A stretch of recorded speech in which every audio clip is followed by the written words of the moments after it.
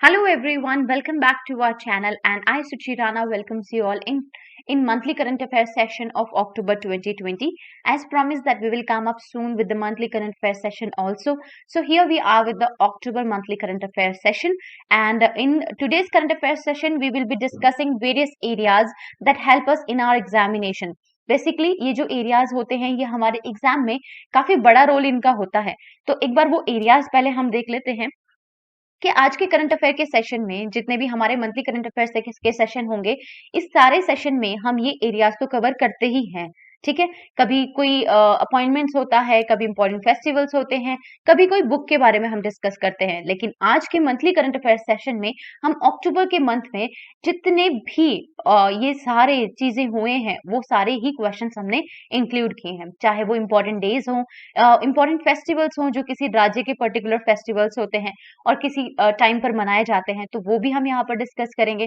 Important appointments हो, चाहे वो गवर्नमेंट सेक्टर के अंदर हुआ हो या वो प्राइवेट बैंक्स के अंदर हुआ हो या फिर कोई भी प्राइवेट कंपनी के अंदर हुआ हो, जो हमारे एग्जाम पॉइंट ऑफ व्यू से होता है इंपॉर्टेंट, वो भी हम यहाँ पर डिस्कस करते हैं। साथ में authored books, games and sports या फिर इंटरनेशनल रिलेशंस, ये जितनी भी चीजें होती हैं we are going to discuss now. जितनी भी स्कीम्स न्यूज में रही हैं, जितने भी नेशनल और इंटरनेशनल ऑर्गेनाइजेशन न्यूज में रहे हैं, वो सभी हम डिस्कस करेंगे। साथ में बैंक्स और उससे रिलेटेड जितना भी करंट अफेयर रहा है in the given month of October, वो सारा हम यहाँ पर डिस्कस करेंगे। साथ में जैसे इंडेक्सेस और कोई रिपोर्ट्स रिलीज की जाती है, चाहे वो नेशनल लेवल पर हो, चाहे वो इंडियन लेवल पर हो या फिर इंटरनेशनल लेवल पर हो, वो सारी ही चीजें हम यहाँ पर डिस्कस करेंगे। And at last we have awards और बाकी जितना भी न्यूज में रहा है, एंड वी थिंक दैट कि ये हमारे एग्जाम पॉइंट ऑफ व्यू से इंपॉर्टेंट है, तो वो सभी हम यहाँ पर डिस्कस करेंगे। सो अब शुरू करते हैं हमारा monthly current affair session of October with the first question which says which state launch Kritagyata portal for online pension submission and tracking. So कौन से राज्य ने कृतज्ञता पोर्टल एक ये लॉन्च किया है जिससे कि आप अपने पेंशन को ट्रैक कर सकते हैं या अपना पेंशन से रिलेटेड कोई भी डॉक्यूमेंट आप सबमिट कर सकते हैं। ऑप्शन देखिए क्या है, असम या फिर वेस्ट बंगाल। अपने आंसर मार्क कर लीजिए यहाँ पर। और आपके लिए अगर आप हमारे साथ डेली करंट अफेयर सेशन में जुड़ते हैं, so this is going to be a revision video and आपको शायद वो बहुत हेल्प करने वाला है। तो अब यहाँ पर आपने आंसर मार्क कर लीजिए और यहाँ पर जो सही आंसर है दैट इज असम। असम की सरकार ने कृतज्ञता पोर्टल एक लॉन्च किया है जिसने जितने भी पेंशन होल्डर्स हैं वो अपनी पेंशन को ट्रैक कर सकते हैं, अपने रिक्वायर्ड डॉक्यूमेंट्स जो हैं वो ऑनलाइन सबमिट कर सकते हैं। अगर हम बात करें सेकंड ऑप्शन की that is West Bengal, so West Bengal ने भी एक स्कीम लॉन्च की है जिसका नाम है पद्मश्री अभियान स्कीम, जो उनके राज्य के अंदर बेसिकली अगर वेस्ट बंगाल के अंदर जितने भी रोड्स हैं, जो टूटे फूटे रोड्स हैं, उनको यहाँ पर रिपेयर करने की बात है, तो ये किया है वेस्ट बंगाल ने। अब बढ़ते हैं नेक्स्ट क्वेश्चन की तरफ। युद्ध प्रदूषण के विरुद्ध is a campaign started by which state और यूटी। युद्ध प्रदूषण के विरुद्ध ये कैंपेन है, ये कौन से राज्य ने या केंद्र शासित प्रदेश ने चलाया है? और यहाँ पर ऑप्शन देख लीजिए क्या है, दिल्ली या फिर गुजरात। और यहाँ पर आपका जो सही आंसर है दैट इज दिल्ली। दिल्ली ने ये एक एंटी पोल्यूशन कैंपेन चलाया है जिसका नाम है युद्ध प्रदूषण के विरुद्ध।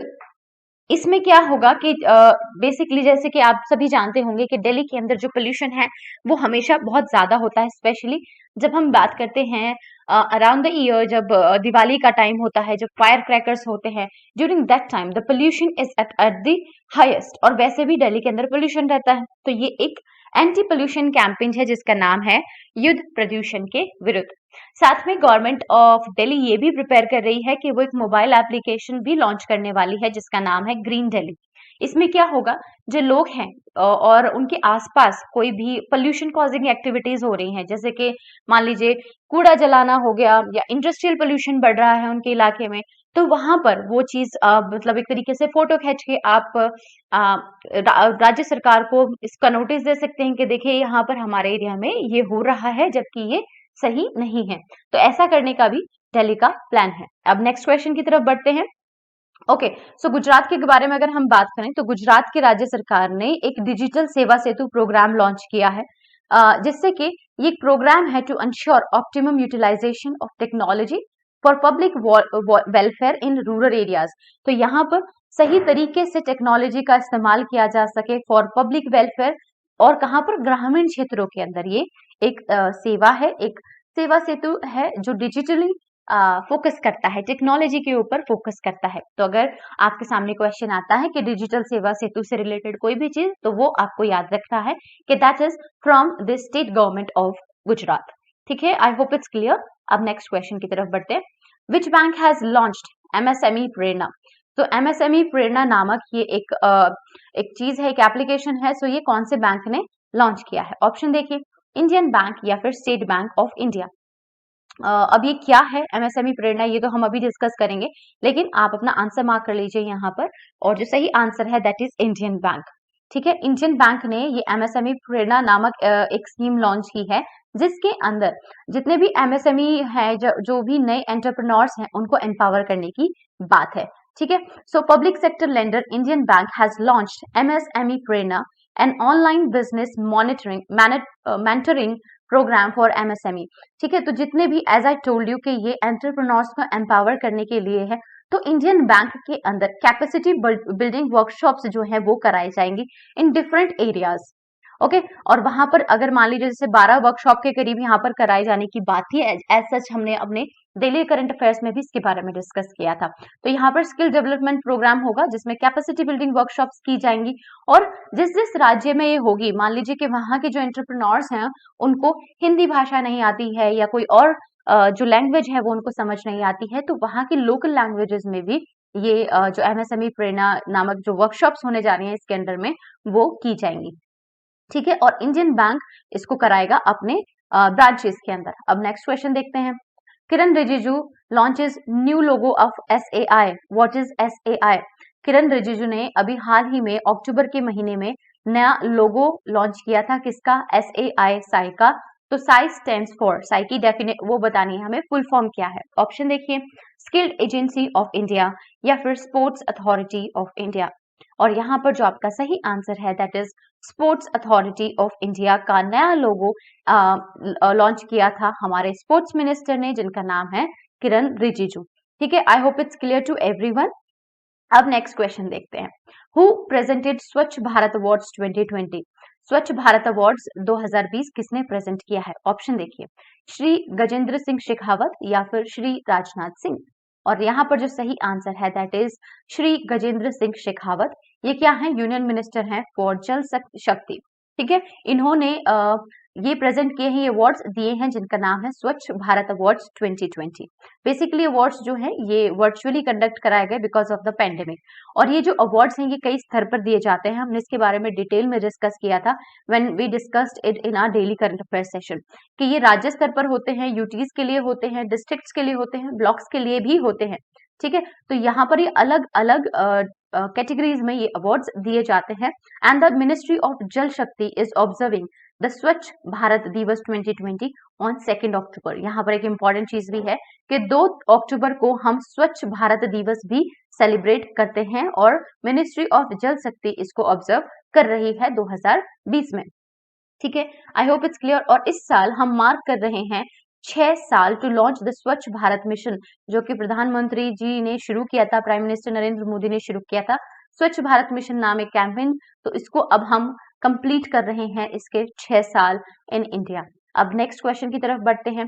Thawarchand Gehlot e launches Aseem initiatives to support 1000 startups of SC youth over next 4 years। Aseem stands for, Thawarchand Gehlot ने असीम नाम में एक इनिशिएटिव लॉन्च किया है, और ये असीम जो है वो किसके लिए स्टैंड होता है, लाइक इसकी फुल फॉर्म क्या है?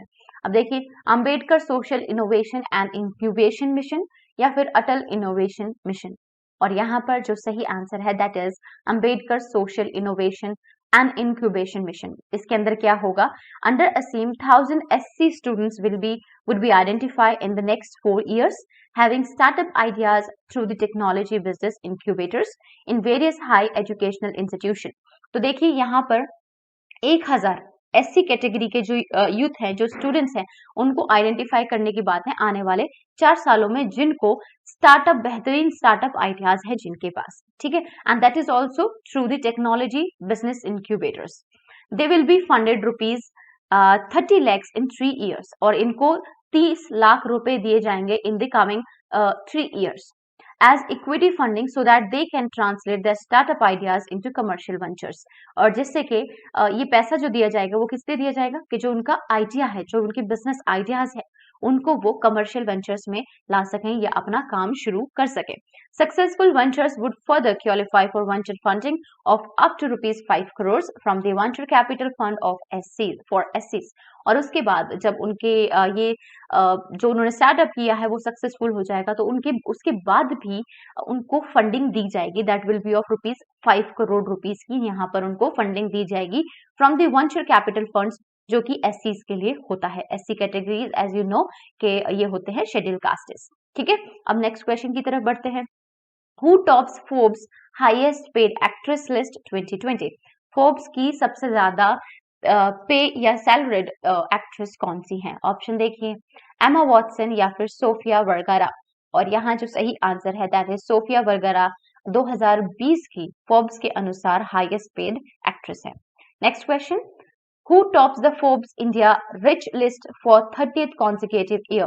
किसने फोर्ब्स की इंडिया कैटेगरी के अंदर रिच हैं जो उन्होंने 13वीं बार अपना नाम शीर्ष स्थान पर रखा है? ऑप्शन देखिए, मुकेश अंबानी या फिर गौतम अडानी। और यहाँ पर जो सही आंसर है दैट इज मुकेश अंबानी। मुकेश अंबानी 13वीं बार 13th कॉन्जिक्यूटिव ईयर में फोर्ब्स की लिस्ट में सबसे ज्यादा रिच इंडियन पर्सन है। ठीक है, सेकंड नंबर पर अडानी ग्रुप आते हैं, अडानी ग्रुप के चेयरमैन है जो गौतम अडानी। और तीसरे नंबर पर आते हैं टेक टाइकून जो है शिव नडार, वो तीसरी पोजीशन पर आते हैं। अब नेक्स्ट क्वेश्चन की तरफ बढ़ते हैं। India and Dash are working towards the operationalization of the Swete port in the Rakhine state of Myanmar in the first quarter of 2020। Bharat और कौन सा देश काम कर रहे हैं एक साथ कि वो जो सितवे पोर्ट है in the रखानी district of Myanmar उसको फर्स्ट क्वार्टर ऑफ 2020 में ऑपरेशनलाइज कर सके, यानी कि चालू कर सके। तो कौन कौन से कंट्रीज के बीच में, इंडिया के साथ कौन सी कंट्री के बीच में ये समझौता हुआ है या इस पे काम कर रहा है? ऑप्शन देखिए, शायद आपको याद आ जाए अगर आप हमारे डेली करंट अफेयर्स से जुड़े हुए हैं तो। ऑप्शन देखिए, बांग्लादेश और Myanmar. If you know it just let me know in the comment section कि आप वो क्वेश्चंस कर पा रहे हैं जो हमने डेली करंट अफेयर सेशन में किए हैं, and most of the questions are from that only, क्योंकि that was the most important one. ठीक है, और यहाँ पर जो आपका सही आंसर है दैट इज म्यांमार। म्यांमार और इंडिया काम कर रहे हैं एक साथ कि वो सितवे पोर्ट को ऑपरेशनलाइज कर सके by the first quarter of 2021। 10th question क्या कहता है? Dash successfully test fires Zircon hypersonic missile. कौन से देश ने सिरकॉन हाइपरसोनिक मिसाइल को सक्सेसफुली टेस्ट किया है? ऑप्शन देखिए, रशिया या फिर फ्रांस। यहाँ पर क्वेश्चंस ऑलमोस्ट वो सभी सेम रहते हैं but the language is different. I have change the language of each and every question that we discussed earlier. तो यहाँ पर I hope that you know about this question also. और यहाँ पर जो सही आंसर है that is Russia.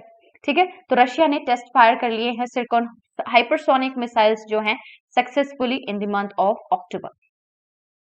And our next question says, second India dash bilateral naval exercise जिसका नाम है bongo Sagar begins in Bay of Bengal। So India और किसके बीच में ये bilateral नेवी एक्सरसाइज या नेवल एक्सरसाइज हुई है जिसका नाम है बोंगो सागर, जो कि बे ऑफ बंगाल में इस साल कंडक्ट की गई थी। तो हमें बताना है कौन कौन सी कंट्रीज के बीच में। ऑप्शन देखिए, ऑस्ट्रेलिया या फिर बांग्लादेश। और यहाँ पर जो सही आंसर है दैट इज बांग्लादेश। इंडिया और बांग्लादेश के बीच में ये बायलेटरल नेवी एक्सरसाइज हुई थी जिसका नाम है बोंगो सागर, और ये इस साल बे ऑफ बंगाल में हुई थी और इसका सेकेंड एडिशन था। अब हमारा नेक्स्ट क्वेश्चन क्या कहता है? World mental health day is observed on. विश्व मानसिक स्वास्थ्य दिवस कब सेलिब्रेट किया जाता है? आई होप कि मैंने हिंदी में उसको ठीक बोला है। तो वर्ल्ड मेंटल हेल्थ डे कब हम कौन सी तारीख में ऑब्जर्व करते हैं? 10 अक्टूबर को या फिर 8 अक्टूबर को। और यहाँ पर जो सही आंसर है दैट इज 10th अक्टूबर को। हर साल हम world mental health day observe करते हैं। इस साल का जो थीम रहा है वो रहा है मेंटल हेल्थ फॉर ऑल। इसी के साथ अगर हम बात करें 8 अक्टूबर की, तो यहाँ पर हम सेलिब्रेट करते हैं एयरफोर्स डे। और इस साल 2020 में हमने 8 अक्टूबर को ही एयरफोर्स डे सेलिब्रेट किया है। नेक्स्ट क्वेश्चन की तरफ बढ़ते हैं। The 2020 Nobel prize in economic sciences has been awarded jointly to. 2020 का नोबेल पुरस्कार इन इकोनॉमिक साइंसेज किसको दिया गया है? सो जॉइंटली किसी को दिया गया है, ऑप्शन देखिए and then you identify it. Paul R Milgrom and Robert B Wilson, और इसके बाद है Roger Penrose, and then we have Reinhard Genzel and Andrea Ghez. तो अपने आंसर मार्क कर लीजिए यहाँ पर। सो यहाँ पर जो सही आंसर है that is Paul R Milgrom and Robert B Wilson को इस साल इकोनॉमिक साइंसेज में 2020 का नोबेल प्राइज दिया गया है। क्यों दिया गया है? For improvement to auction theory and invention of new auction formats. उन्होंने जो ऑक्शन थ्योरी है उसमें इम्प्रूवमेंट किए हैं और न्यू ऑक्शन फॉर्मेट्स भी इन्वेंट किए हैं, जिसके लिए उनको दिया गया है 2020 का इकोनॉमिक साइंसेज में Nobel prize. The award is officially known as the वेरेंजिस Riksbank prize in economic sciences in the memory of Alfred Nobel 2020। ठीक है, सो ये जो अवार्ड है इसको ऑफिशियली हम कहते हैं Sveriges Riksbank prize in economic sciences, जिसे हम Nobel prize in economic sciences भी कहते हैं। अब नेक्स्ट क्वेश्चन की तरफ बढ़ते हैं। Dash, the IIT Madras incubated dairy tech startup has launched a first of its kind fully automated direct payment platform जिसका नाम है MooPay for dairy farmers in Rajasthan. हमें उस कंपनी का नाम बताना है जो बेसिकली एक IIT Madras incubated dairy tech startup है, जिसने अभी एक हाल ही में fully automated direct payment platform launch किया है for the dairy farmers in Rajasthan, जिसका नाम है मोपे। ठीक है, और हमें बताना है किसने स्टार्टअप किया है। ऑप्शन देखिए, गूगल ने या फिर स्टेल एप्स ने, और यहाँ पर जो सही आंसर है that is Stellapps. Stellapps जो कि IIT Madras incubated dairy tech startup है, उसने एक अलग ही किस्म का एक डायरेक्ट पेमेंट प्लेटफॉर्म लॉन्च किया है for dairy farmers in Rajasthan, जिसका नाम है मोपे। अब नेक्स्ट क्वेश्चन की तरफ बढ़ते हैं। Who has become the first Indian woman to win the 2020 Wildlife Photographer of the Year Award? कौन बन गया है हमारे भारत में पहली ऐसी महिला जिन्होंने 2020 का wild life photographer of the year award जीता है? ऑप्शन देखिए क्या है, ऐश्वर्या श्रीधर या फिर आवा मुर्टो, और यहाँ पर जो सही आंसर है दैट इज ऐश्वर्या श्रीधर। ऐश्वर्या श्रीधर ने फोटोग्राफी में इतना अच्छा प्रदर्शन किया है कि उन्हें 2020 wild life photographer of the year award इस साल दिया गया है, एंड ऐसा करने वाली ये बन गई हैं भारत की पहली महिला। अगर हम बात करें आवा मुर्टो की, तो आवा मुर्टो एक 16 वर्षीय एक लड़की हैं जिन्होंने प्राइम मिनिस्टर ऑफ फिनलैंड की एक दिन की पोस्ट संभाली है। और ये जो इनिशिएटिव है, जैसे हमने डिस्कस किया था अक्टूबर के मंथ में, कि गर्ल्स टेक ओवर प्रोग्राम है जो कि UN ऑर्गेनाइज करता है on the occasion of international day of the girl child to aware more awareness of gender equality की बात करते हैं, तो उसको गर्ल चाइल्ड को प्रमोट करने के लिए, या कहें कि गर्ल चाइल्ड को भी मेन स्ट्रीम में लाने के लिए, इक्वल अपॉर्चुनिटी देने के लिए ये दिन हम सेलिब्रेट करते हैं। और ऐसा अलग अलग राज्यों में किया गया, अलग अलग देशों में किया गया है। अब नेक्स्ट क्वेश्चन की तरफ बढ़ते हैं। Who wins second term as New Zealand prime minister? New Zealand के नए प्राइम मिनिस्टर के तौर पर किसने अपना दूसरा टर्म शुरू किया है या जीता है? ऑप्शन देखिए, जैकिंडा आर्डन या फिर विशाल वी वर्मा, और जो सही आंसर है दैट इज जैकिंडा आर्डन ने काफी अच्छी जीत के साथ अपना second term of New Zealand prime minister start कर दिया है। अब नेक्स्ट क्वेश्चन की तरफ बढ़ते हैं। Dash appointed as India's next envoy to UNESCO? किसको भारत का नेक्स्ट एनवॉय टू यूनेस्को जो है वो अपॉइंट किया गया है? ऑप्शन देखिए, गुरदीप सिंह या फिर विशाल वी वर्मा, और जो सही आंसर है that is Vishal V Varma को अपॉइंट किया गया है भारत के नए एनवॉय के रूप में to UNESCO. Next question, which federation appoints Britain Michael Irani as interim president? कौन से फेडरेशन ने ब्रिटेन के माइकल ईरानी को अपने प्रेसिडेंट के रूप में अपॉइंट किया है? ऑप्शन देखिए, इंटरनेशनल वेट लिफ्टिंग फेडरेशन या फिर UNEP। तो अपने आंसर मार्क कर लीजिए, और यहाँ पर जो सही आंसर है that is international weight lifting federation ने अपॉइंट किया है माइकल ईरानी को, जो कि ब्रिटेन से बिलोंग करते हैं, as their interim president. Next question की तरफ बढ़ते हैं। ISA solar awards conferred for the dash time? क्या हमें बताना है कि ISA सोलर अवार्ड्स दिए गए थे 2020 अक्टूबर में, तो ये कौन सी बार ऐसा हो रहा है कि अवार्ड्स दिए गए हैं? ऑप्शन देखिए, पहली बार ऐसा हुआ है या ये दूसरी बार हुआ है? और जो सही आंसर है दैट इज फर्स्ट टाइम ऐसा हुआ है कि ISA के जो सोलर अवार्ड्स है वो कन्फर्म किए गए हैं। It was conference under following three categories: 3 categories में दिया गया है। इसके बारे में हमने डिटेल में डिस्कस किया था कि विश्वेश्वरैया अवार्ड दिया जाता है, and then we have Kalpana Chawla award, and also we have one Kalpana Chawla award जो इस साल जापान को मिला है फॉर एशिया पैसिफिक रीजन, और नीदरलैंड्स को मिला है फॉर यूरोप और अदर रीजन के लिए। अगर हम बात करें कल्पना चावला अवार्ड की, तो डॉक्टर भीम सिंह को मिला है जो आईआईटी से हैं, और डॉक्टर आयशा अलनू अमाई, तो ये इनको मिला है Dubai electric and water authority में है ये डॉक्टर आयशा, इनको भी यहाँ पर ये अवार्ड मिला है। और तीसरी कैटेगरी क्या है, दिवाकर अवार्ड की है, जो कि अर्पण इंस्टीट्यूट हरियाणा का है, और आरुषि सोसाइटी को ये अवार्ड दिया गया है। और आईएसएस सोलर अवार्ड्स ये पहली बार जो है वो कन्फर किए गए हैं। अब नेक्स्ट क्वेश्चन की तरफ बढ़ते हैं। साथ में यहाँ पर एक और इम्पॉर्टेंट चीज है कि India and France reelected as president और co president of international solar alliance, और इसके आईएसए के प्रेसिडेंट के तौर पर और को प्रेसिडेंट के तौर पर इंडिया को और फ्रांस को री इलेक्ट कर लिया गया है। अब नेक्स्ट क्वेश्चन की तरफ बढ़ते हैं।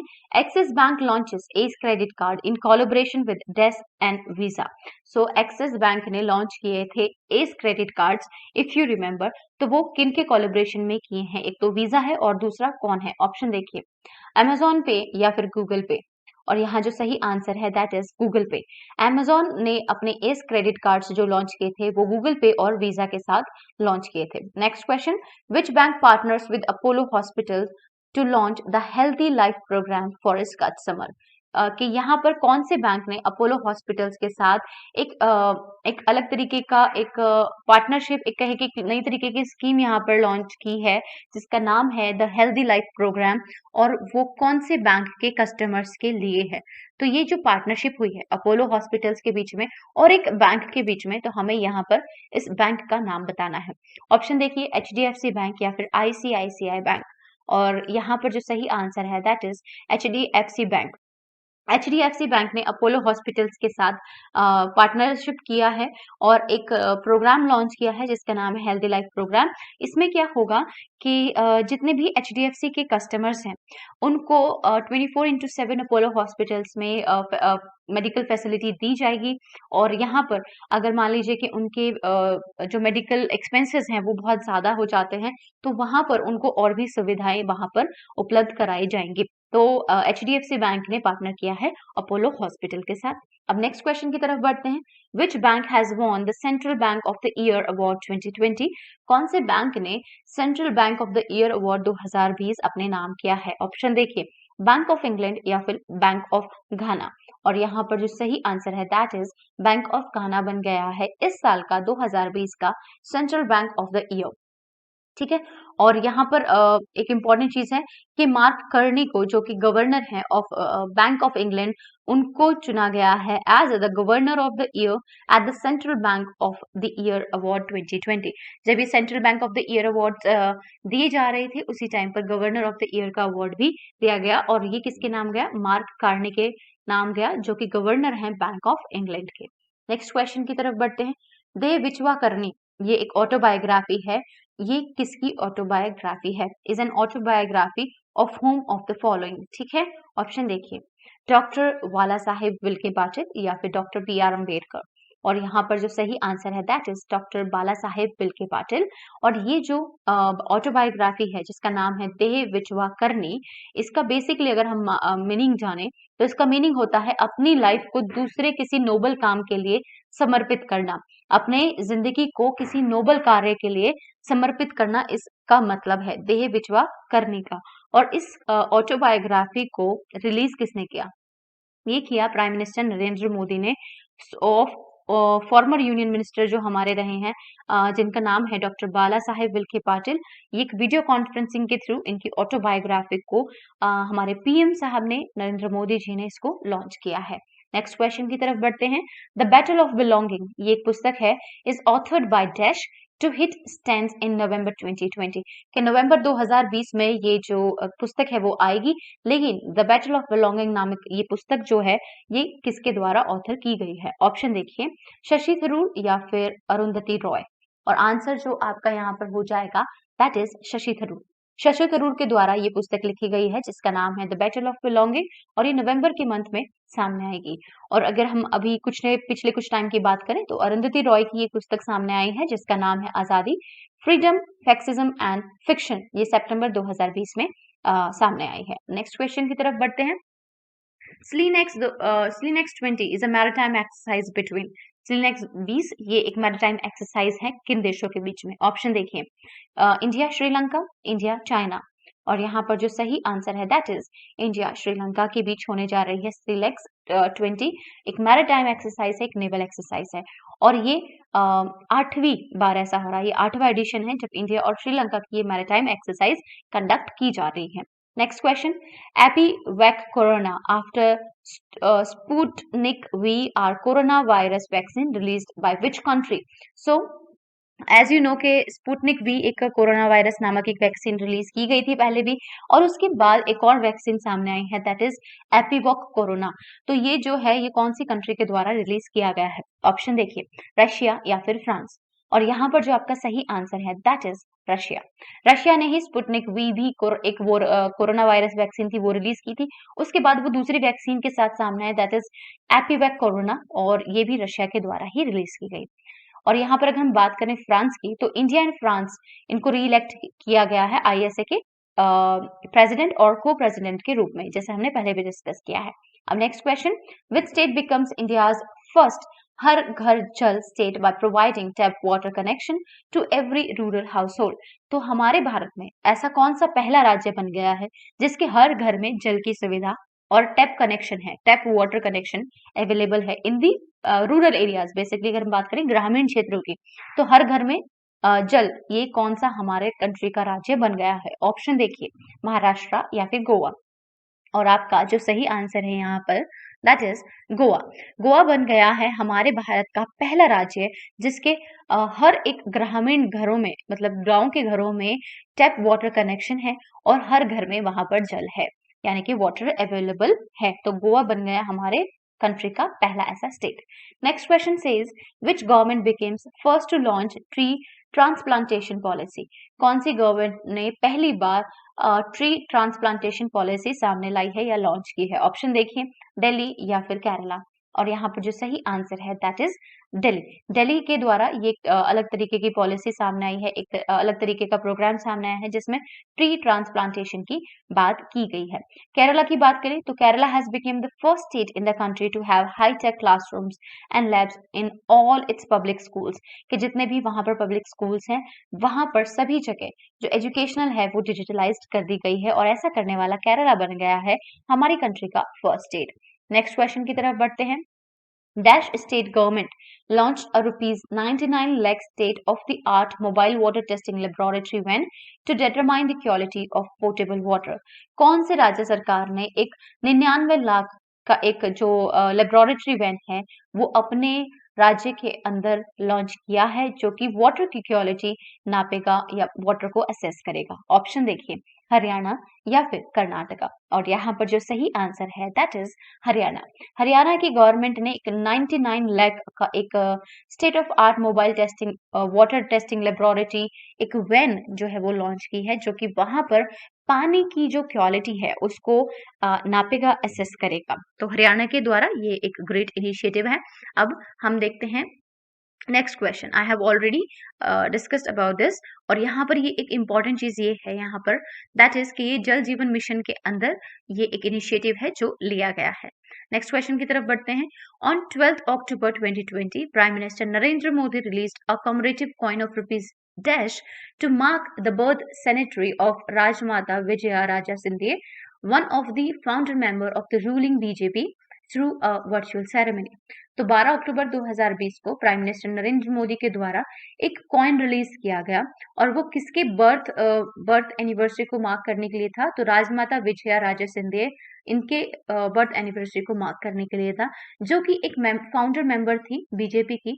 और ये जो कार्य किया गया, जब ये कॉमरेटिव कॉइन जारी किया गया, ये वर्चुअली जारी किया गया।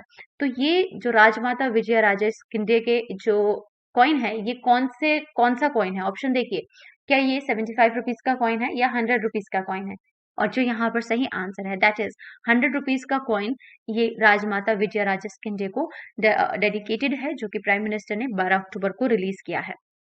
और ये भी अगर हम बात करें 75 रुपीज के कॉइन की, तो 75 रुपीज का कॉइन जो है वो 16 अक्टूबर 2020 को वर्चुअली रिलीज किया गया by prime minister Narendra Modi only to mark the 75th anniversary of food and agriculture organisation. So FAO का 75th एनिवर्सरी है और इंडिया इसका काफी टाइम से मेंबर रहा है, और इसका हेडक्वार्टर कहाँ पर है? रोम, इटली के अंदर है। तो उसको मार्क करने के लिए, उसकी 75th एनिवर्सरी मार्क करने के लिए 75 रुपीज का कॉइन यहाँ पर रिलीज किया गया। ठीक है, I hope it's easy to remember. आप इसको याद रखेंगे कि FAO की 75th एनिवर्सरी थी और इसीलिए प्राइम मिनिस्टर ने 75 रुपीज का कॉइन वहां पर मतलब आप कह सकते हैं रिलीज किया। और दूसरा जो कॉइन रिलीज किया है 100 रुपीज का, वो राजमाता विजया राजे सिंधिया के लिए किया है। That is easy to remember, right? अब नेक्स्ट क्वेश्चन देख लेते हैं। India ranks dash in Oxfam's commitment to reducing inequality CRI index 2020। India को कौन सी रैंक मिली है इन रिड्यूसिंग इनइक्वालिटी इंडेक्स के अंदर? ऑप्शन देखिए, 129th या फिर 131। और यहाँ पर जो सही आंसर है that is 129th।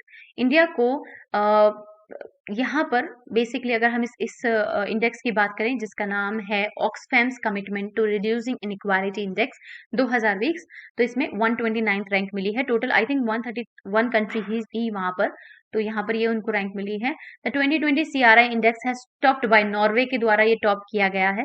South Sudan ये है लोवेस्ट पोजीशन पर आता है, तो सॉरी यहाँ पर 158 कंट्रीज थी जिसमें से भारत की जो रैंक है वो 129th है। ठीक है, और सुडान जो है वो सबसे लोवेस्ट रैंकिंग के साथ सबसे नीचे स्थान पर है, साउथ सुडान। ओके, और टॉप पर कौन है? नॉर्वे है। और इंडिया की कितनी रैंक है? 129th है। Next question, India ranks dash among 107 countries in global hunger index 2020। तो भारत की क्या रैंक है इन ग्लोबल हंगर इंडेक्स 2020 के अंदर?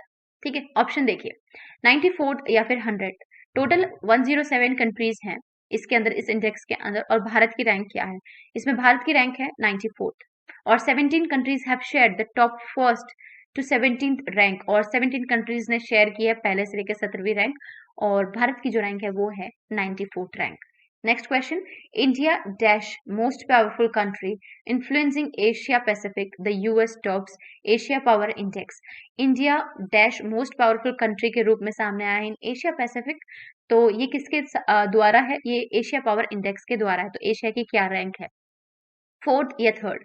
तो इंडिया चौथे पोजीशन पर है या तीसरे पोजीशन पर है according to the Asia power index, और यहाँ पर जो सही आंसर है that is 4th। India 4th most powerful country है influencing Asia Pacific the US tops, और US क्या है? टॉप कैटेगरी में है, टॉप पर है, और इंडिया 4th पोजीशन पर है। और नेक्स्ट क्वेश्चन क्या कहता है, Jagananna Vidya Kanuka scheme to distribute school kits were launch by which state government. एक जगन्ना विद्या कनुका स्कीम लॉन्च की गई थी अक्टूबर के मंथ में, और इसमें बेसिकली स्कूल किट्स को डिस्ट्रीब्यूट करने की बात थी। तो ये कौन से राज्य सरकार के द्वारा लॉन्च की गई है? ऑप्शन देखिए, तमिलनाडु या फिर आंध्र प्रदेश, और यहाँ पर जो सही आंसर है दैट इज आंध्र प्रदेश। आंध्र प्रदेश में ये जो स्कीम है एक अलग तरीके की स्कीम के बच्चों को हम स्कूल किट्स प्रोवाइड करेंगे। एज यू नो कि पैंडमिक की वजह से the schools are shut down, the schools are close and childrens are away from education. जिनके पास सही से एजुकेशन नहीं पहुंच पा रही है, बेसिकली अगर हम बात करें जो रूरल एरियाज में हैं या पुअर फैमिलीज हैं, तो यहाँ पर एक अलग तरीके की स्कीम सामने आई है from the Andhra Pradesh government, जिसका नाम है जगन्ना विद्या कनुका स्कीम। नेक्स्ट क्वेश्चन की तरफ बढ़ते हैं। मुख्यमंत्री सौर स्वरोजगार योजना to generate self-employment for youth and migrants through green energy is launched by which state government? मुख्यमंत्री सौर स्वरोजगार योजना जो है एक सेल्फ एम्प्लॉयमेंट प्रोग्राम है जिसमें यूथ और माइग्रेंट्स को इन्वॉल्व किया गया है, और ये ग्रीन एनर्जी सेक्टर के अंदर है। तो ये कौन से राज्य सरकार ने लॉन्च किया है? ऑप्शन देखिए, उत्तराखंड या फिर उत्तर प्रदेश, और यहाँ पर जो सही आंसर है that is Uttarakhand. Uttarakhand government ने अपने यहाँ पर एक ये इस तरीके की मुख्यमंत्री सौर स्वरोजगार योजना को जनरेट किया है जिसमें यूथ और माइग्रेंट्स को इन्वॉल्व किया जाएगा। इसके बारे में भी हमने किया है अपने डेली करंट अफेयर सेशन में डिस्कशन। अब बढ़ते हैं नेक्स्ट क्वेश्चन की तरफ। Which state government launches mission Shakti for security of women in the state. कौन से राज्य सरकार ने मिशन शक्ति नामक एक प्रोग्राम लॉन्च किया है? तो ये कौन से राज्य सरकार ने किया है जो बेसिकली महिलाओं की सिक्योरिटी के लिए है? ऑप्शन देखिए, उत्तर प्रदेश या फिर उत्तराखंड। और यहाँ पर जो सही आंसर है that is Uttar Pradesh. Uttar Pradesh government ने लॉन्च किया है मिशन शक्ति, जो कि महिलाओं की सुरक्षा को ध्यान में रखते हुए है। Next question, dash launches Sujal mission to provide tap water fit for drinking in urban areas.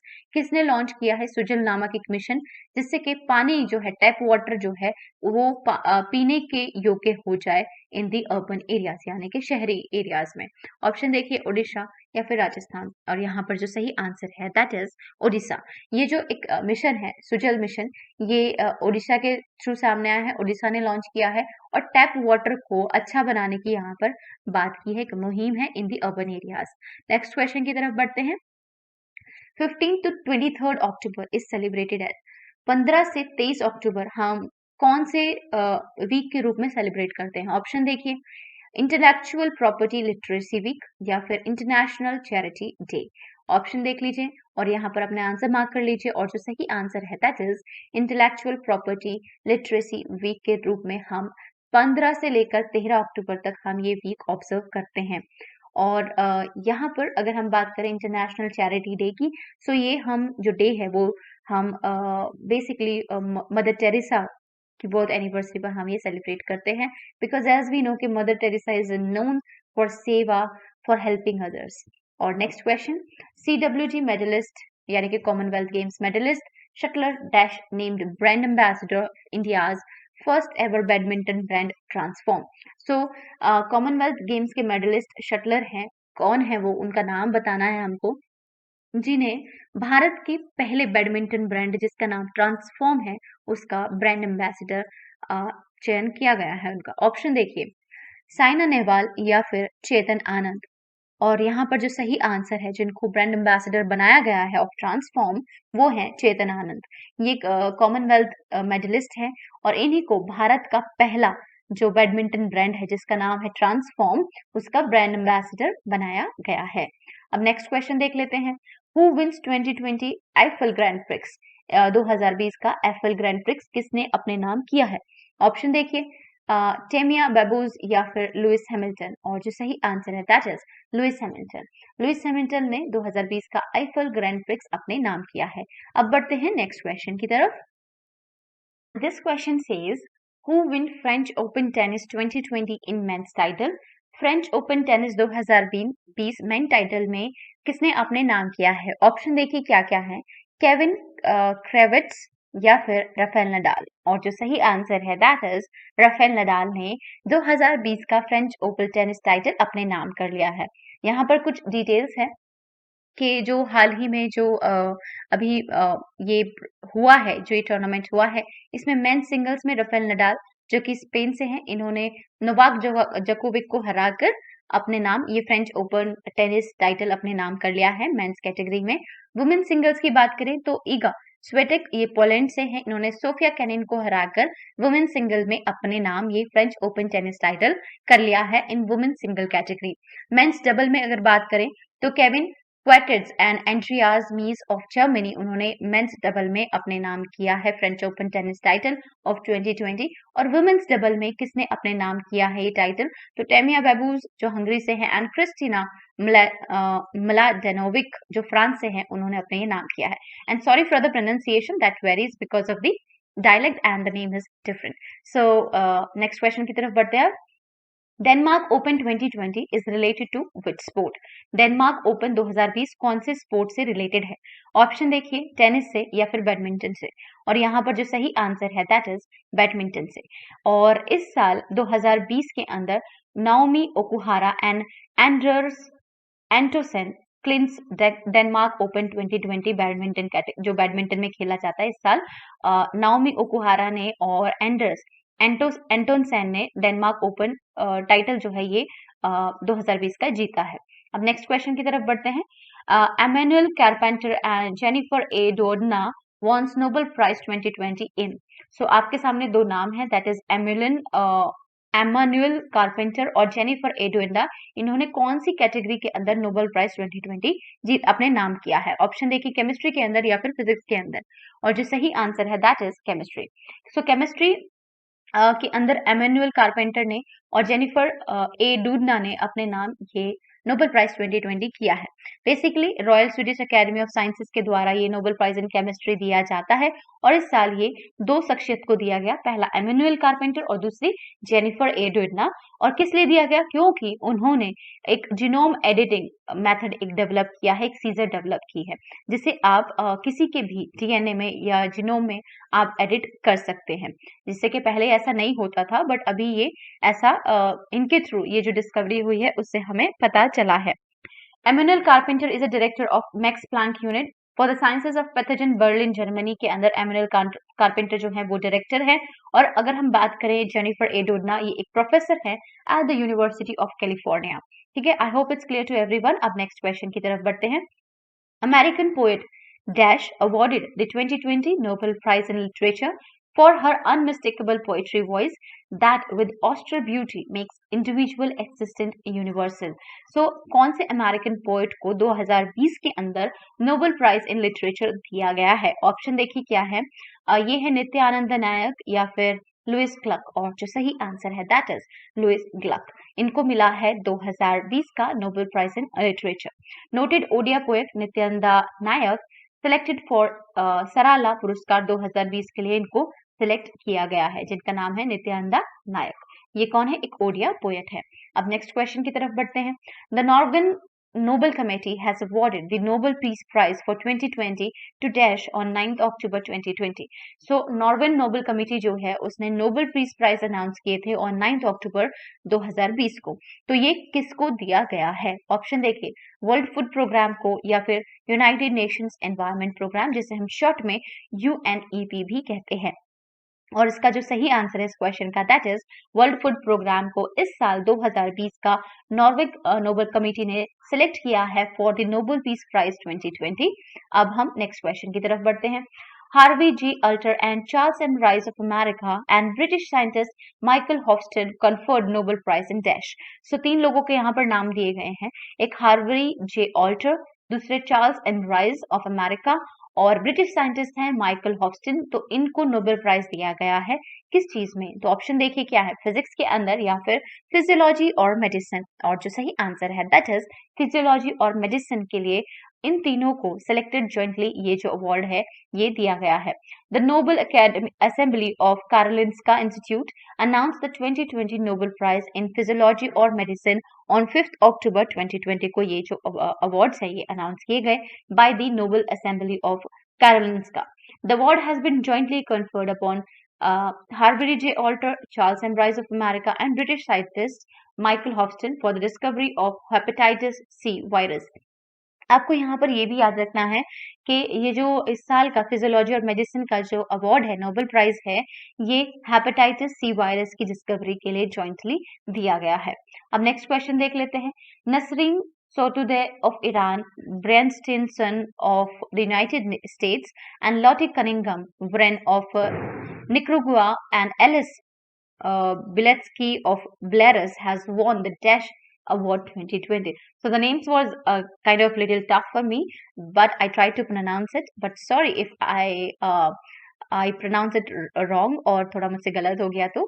But यहाँ पर इन लोगों को एक अवार्ड दिया गया है 2020 के अंदर, तो वो कौन सा अवार्ड इनको दिया गया है? ऑप्शन देखिए, नोबेल प्राइज दिया गया है या फिर राइट लाइवलीहुड अवार्ड दिया गया है, जिसे हम ऑल्टरनेट नोबेल प्राइज भी कहते हैं। और जो सही आंसर है वो यही है, that is right livelihood award, जिसे हम ऑल्टरनेट नोबेल प्राइज भी कहते हैं। नेक्स्ट क्वेश्चन की तरफ बढ़ते हैं। Union minister Jitendra Singh releases coffee table book Discovery the Heritage of Assam, authored by Dash with foreword by Amitabh Bachchan. तो एक यूनियन मिनिस्टर जितेंद्र सिंह ने एक किताब रिलीज की है जिसका नाम है discovering the heritage of Assam. ये जो पुस्तक है ये किसके द्वारा ऑथर की गई है या लिखी गई है? ऑप्शन देखिए, अरुंधति रॉय या फिर पद्मापनी बोरा, और जो सही आंसर है दैट इज पद्मापनी बोरा के द्वारा ये पुस्तक जो है वो ऑथर की गई है, and that is forwarded by Amitabh Bachchan also. Next question, world teachers day हमने अक्टूबर के महीने में ऑब्जर्व किया, so the question relates to that कि world teachers day 2020 is observed on dash. तो कौन सी तारीख पर हम ऑब्जर्व करते हैं? ऑप्शन देखिए, 5 अक्टूबर को या फिर 7 अक्टूबर को, और जो सही आंसर है दैट इज 5 अक्टूबर को हम वर्ल्ड टीचर्स डे 2020 सेलिब्रेट करते हैं। और इस साल भी 2020 में भी हमने 5 अक्टूबर 2020 को वर्ल्ड टीचर्स डे सेलिब्रेट किया है। और इस साल की जो थीम रही है वो रही है टीचर्स लीडिंग इन क्राइसिस री imagining the future. The way इस साल टीचर्स ने जो जिस तरीके से काम किया है during the pandemic, that was exceptional. So teachers leading in crisis री इमेजिनिंग द फ्यूचर इस साल की रही है इंटरनेशनल टीचर्स डे की थीम। नेक्स्ट क्वेश्चन, रक्षा मंत्री Rajnath Singh launch the defence India startup challenge 4 under which initiative. तो रक्षा मंत्री राजनाथ सिंह ने एक डिफेंस इंडिया स्टार्टअप चैलेंज 4 ये लॉन्च किया था, तो ये कौन सी इनिशिएटिव के अंडर आता है? ऑप्शन देखिए, IDX 4 फौजी या फिर IDEX। तो सही आंसर जो है that is IDEX। The minister also launch the IDEX 4 Fauji initiative and product management approach PMA guidelines for IDEX। IDEX का क्या मतलब है? Innovation for defence excellence. So ये जो रक्षा मंत्री ने डिफेंस इंडिया स्टार्टअप चैलेंज जो है वो लॉन्च किया था, वो इनोवेशंस फॉर डिफेंस एक्सीलेंस के अंडर ये जो चैलेंज है वो लॉन्च किया था। और इसी के साथ जो राजनाथ सिंह है, जो हमारे रक्षा मंत्री हैं, उन्होंने IDEX 4 फौजी इनिशिएटिव भी यहाँ पर लॉन्च किया है। All this initiatives are aimed at expanding the horizons of innovation for defence excellence. और ये जितना भी कार्य है, जितने भी इनिशिएटिव लिए जा रहे हैं, वो इसके लिए जा रहे हैं कि जितना भी हमारा डिफेंस है, डिफेंस के अंदर आप इनोवेशन को बढ़ावा दे सकें एंड इस तरीके का एक इकोसिस्टम भी कंट्री के अंदर डेवलप कर सके। अब नेक्स्ट क्वेश्चन की तरफ बढ़ते हैं। The National Bank for Agriculture and Rural Development will begin a sanitisation literacy campaign in which state. So National Bank for Agriculture and Rural Development ने एक सैनिटाइजेशन लिटरेसी कैंपेन लॉन्च किया है, तो ये कौन से राज्य के अंदर किया है? ऑप्शन देखिए, तमिलनाडु या फिर कर्नाटका, और आपका जो सही आंसर है दैट इज कर्नाटका। सो ये एक लिटरेसी प्रोग्राम है, बेसिकली वॉश को प्रमोट करने के लिए है। अब वॉश क्या है? Water sanitisation and hygiene. अब ये कर्नाटका के लगभग 2000 गांव में होगा, जिससे 1 लाख की आबादी जो है वो इफेक्ट होगी या उससे लिटरेसी गेन करेगी या कुछ सीखेगी। The objective of the campaign is to focus on inculcating significant behavioral changes towards adopting good hygiene and sanitisation practices. As you know कि पैंडेमिक की वजह से वी केम इनटू फोर्स के हम अभी हाइजीन की तरफ ज़्यादा फोकस करते हैं एंड सैनिटाइजेशन प्रैक्टिसेस को ज़्यादा इन्वॉल्व करते हैं। तो उसी को ध्यान में रखते हुए national Bank for Agriculture and Rural Development ने भी एक सैनिटाइजेशन लिटरेसी कैंपेन शुरू किया कर्नाटका के राज्य में। और यहाँ पर 2000 गांवों में लोगों को समझाया जाएगा, बताया जाएगा कि किस तरीके से अपने आप बिहेवियरल चेंजेस ला सकते हैं कि आप अच्छी गुड हाइजीन अडॉप्ट कर सकें और सैनिटाइजेशन प्रैक्टिसेस भी कर सकें। अब नेक्स्ट क्वेश्चन की तरफ बढ़ते हैं, थोड़ा सा देख लेते हैं नाबार्ड के बारे में कि ये फाउंड किया गया 1982 में। इसका हेडक्वार्टर कहाँ पर है? मुंबई है। और अभी इसके हाल ही के चेयरपर्सन कौन है? करंट चेयरपर्सन है हर्ष कुमार बनवाला। अब नेक्स्ट क्वेश्चन की तरफ बढ़ते हैं। Make Small Strong is a nation wide campaign by. Make Small Strong ये एक नेशन वाइड कैंपेन है, किसके द्वारा चलाया गया है? ऑप्शन देखिए, Amazon इंडिया या फिर गूगल इंडिया, और जो सही आंसर है दैट इज गूगल इंडिया के द्वारा ये मेक स्मॉल स्ट्रॉन्ग यानी कि छोटे बिजनेसेस को आप मजबूत बनाइए, ये किस तरीके का कैंपेन है जो कि गूगल इंडिया चला रहा है। Google India on September 30, 2020 announced the launch of its nationwide campaign Make Small Strong in order to support and help small businesses। जैसे I have told you कि जितने भी छोटे बिजनेसेस हैं उनको हेल्प करने के लिए, उनको सपोर्ट करने के लिए ये कैंपेन गूगल इंडिया के थ्रू चलाया जा रहा है। Make Small Strong campaign is meant to rally support for the citizens of for small businesses. जितने भी हमारे सिटीजंस हैं जो छोटे छोटे कार्यों में इन्वॉल्व हैं, उनको स्ट्रॉन्ग करने के लिए, हेल्प करने के लिए, सपोर्ट करने के लिए मेक स्मॉल स्ट्रॉन्ग एक नेशन वाइड कैंपेन जो है वो गूगल इंडिया के थ्रू चलाया जा रहा है। अब नेक्स्ट क्वेश्चन की तरफ बढ़ते हैं। Which ministry has allowed use of HCNG 100% mix of hydrogen in CNG engines? कौन सी मिनिस्ट्री ने अलाउड कर दिया है कि आप HCNG का यूज कर सकते हैं इन इंजन? ऑप्शन देखिए, मिनिस्ट्री ऑफ रेलवेज या फिर ministry of Road Transport and highways. और यहाँ पर जो सही आंसर है that is ministry of Road Transport and Highways ने अलाउ कर दिया है कि आप HCNG यूज कर सकते हैं। HCNG क्या है? CNG के अंदर 18% hydrogen. In a major step towards adopting alternative fuel, clean fuel for transportation, the Ministry of Road Transport and Highways has allowed use of HCNG 100% mix of hydrogen in CNG engines. I hope it's clear कि एक अच्छे clean साफ fuel के लिए कि हम transportation में use कर सके, तो Ministry of Road Transport and Highways ने अलाउ कर दिया है HCNG का use in CNG engines. The ministry has been notifying various alternative fuels under clean fuels and for transportation. और इससे पहले मिनिस्ट्री जो है वो ऑल्टरनेटिव फ्यूल्स भी तलाश रही थी कि किस तरीके से हम क्लीन फ्यूल्स यूज कर सकते हैं फॉर ट्रांसपोर्टेशन। अब हम जान लेते हैं कि HCNG क्या है। बेसिकली HCNG क्या है कि the blending of hydrogen with CNG, कि CNG के अंदर हाइड्रोजन का मिलाना ही HCNG कहलाता है। It can be use in place of gasoline, और ये गैसोलीन की जगह पर यूज कर सकते हैं आप, डीजल फ्यूल की जगह पर यूज कर सकते हैं, प्रोपेन की जगह पर भी यूज किया जा सकता है। अब नेक्स्ट क्वेश्चन की तरफ बढ़ते हैं। In which of the following cities the Union Home Ministry has not sanctioned a new branch of National Investigation Agency? दिए गए ऑप्शंस में से किसको यूनियन होम मिनिस्ट्री ने सेंशन नहीं की है नई ब्रांच उस राज्य के अंदर, सिटीज के अंदर? तो देखिए ऑप्शन क्या है, इम्फाल या फिर मुंबई। और जो सही आंसर है यहाँ पर वो है मुंबई। मुंबई के अंदर यूनियन होम मिनिस्ट्री ने नई ब्रांच ओपन करने की अनुमति नहीं दी है of national investigation agency. Whereas अगर हम बात करें इम्फाल, रांची और चेन्नई की, तो यहाँ पर नई ब्रांचेस खोली जाएंगी ऑफ NIA। अब नेक्स्ट क्वेश्चन की तरफ बढ़ते हैं, थोड़ा सा देख लेते हैं NI के बारे में। तो नेशनल इन्वेस्टिगेशन एजेंसी एक सेंट्रल एजेंसी है जो कि इंडियन गवर्नमेंट के अंदर काम करती है। अब इंडियन गवर्नमेंट के अंदर क्या काम करती है कि जितना भी टेरर है इंडिया के अंदर उसको कॉम्बैट करने का काम नेशनल इन्वेस्टिगेशन एजेंसी करती है। It acts as the central counter-terrorism law enforcement agency. The agency is empowered to deal with terror-related crimes across states without special permission from the states. अगर मान लीजिए कि किसी भी राज्य के अंदर कोई भी टेरर रिलेटेड क्राइम्स हो रहे हैं, तो ये जो एजेंसी है वो वहां पर जाकर काम करना शुरू कर देगी और उससे कोई भी स्पेशल परमिशन राज्य से लेने की जरूरत नहीं होगी। और इसके एग्जीक्यूटिव एजेंसी एग्जीक्यूटिव या चेयरपर्सन कौन है फिलहाल में? तो YC मोदी IPS है और ये इसके डायरेक्टर जनरल हैं। इलेक्टेड ऑफिसर रिस्पॉन्सिबल कौन है? हमारे अमित शाह जी, जो हमारी होम अफेयर संभालते हैं, होम मिनिस्ट्री संभालते हैं, वो इसके इलेक्टेड ऑफिसर रिस्पॉन्सिबल हैं। General nature federal law enforcement है ये इसका जनरल नेचर। और गवर्निंग बॉडी कौन है? Ministry of home affairs, government of India इसकी होम एजेंसी है, ये गवर्निंग बॉडी है। अब नेक्स्ट क्वेश्चन देख लेते हैं। The Ganga Avlokan is a museum based on River Ganga. It is recently been inaugurated in which city? Ganga अवलोकन एक म्यूजियम है जो कि रिवर गंगा पर बेस्ड है। तो हमें बताना है ये कौन सी सिटी के अंदर इनॉग्रेट किया गया है। ऑप्शन देखिए, ऋषिकेश या फिर हरिद्वार। और जो सही आंसर है दैट इज हरिद्वार। हरिद्वार के अंदर ये गंगा अवलोकन नाम से एक म्यूजियम है जो कि गंगा रिवर के ऊपर बेस्ड है। नेक्स्ट क्वेश्चन की तरफ बढ़ते हैं। Which state is set to launch the web portal named Dharani for integrated land record management? कि कौन से राज्य सरकार ने एक वेब पोर्टल जिसका नाम है धरणी उसको लॉन्च करने की बात की है जो कि लैंड रिकॉर्ड मैनेजमेंट के लिए यूज किया जा सकता है? ऑप्शन देखिए, तेलंगाना या फिर आंध्र प्रदेश। और जो सही आंसर है that is Telangana. Telangana launch करने जा रहा है अपने राज्य के अंदर एक वेब पोर्टल जिसका नाम होगा धरणी, जो प्रॉपर्टी या फिर आपके लैंड रिकॉर्ड मैनेजमेंट के लिए काम करेगा।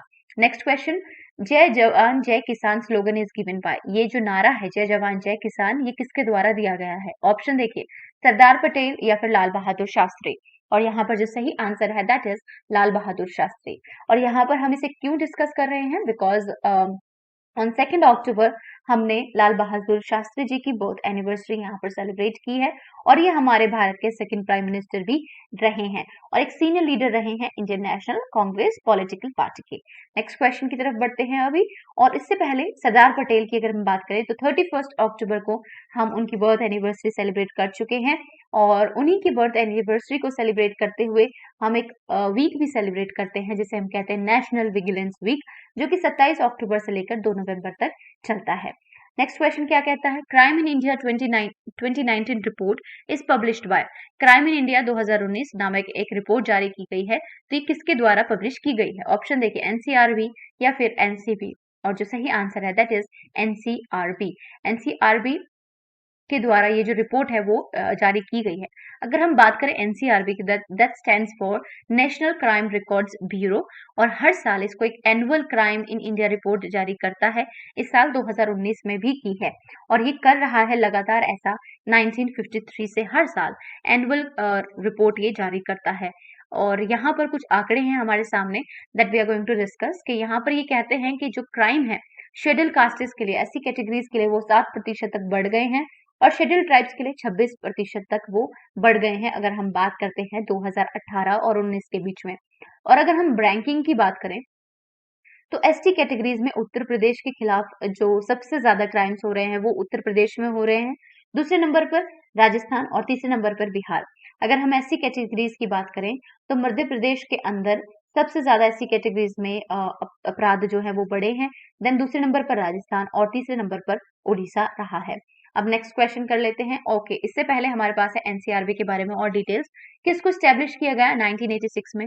मिनिस्ट्री ऑफ होम अफेयर्स के अंडर ही काम करता है, इसका हेडक्वार्टर न्यू दिल्ली में है और 2017 में एनसीआरबी ने लॉन्च किया था नेशनल डिजिटल पुलिस पोर्टल।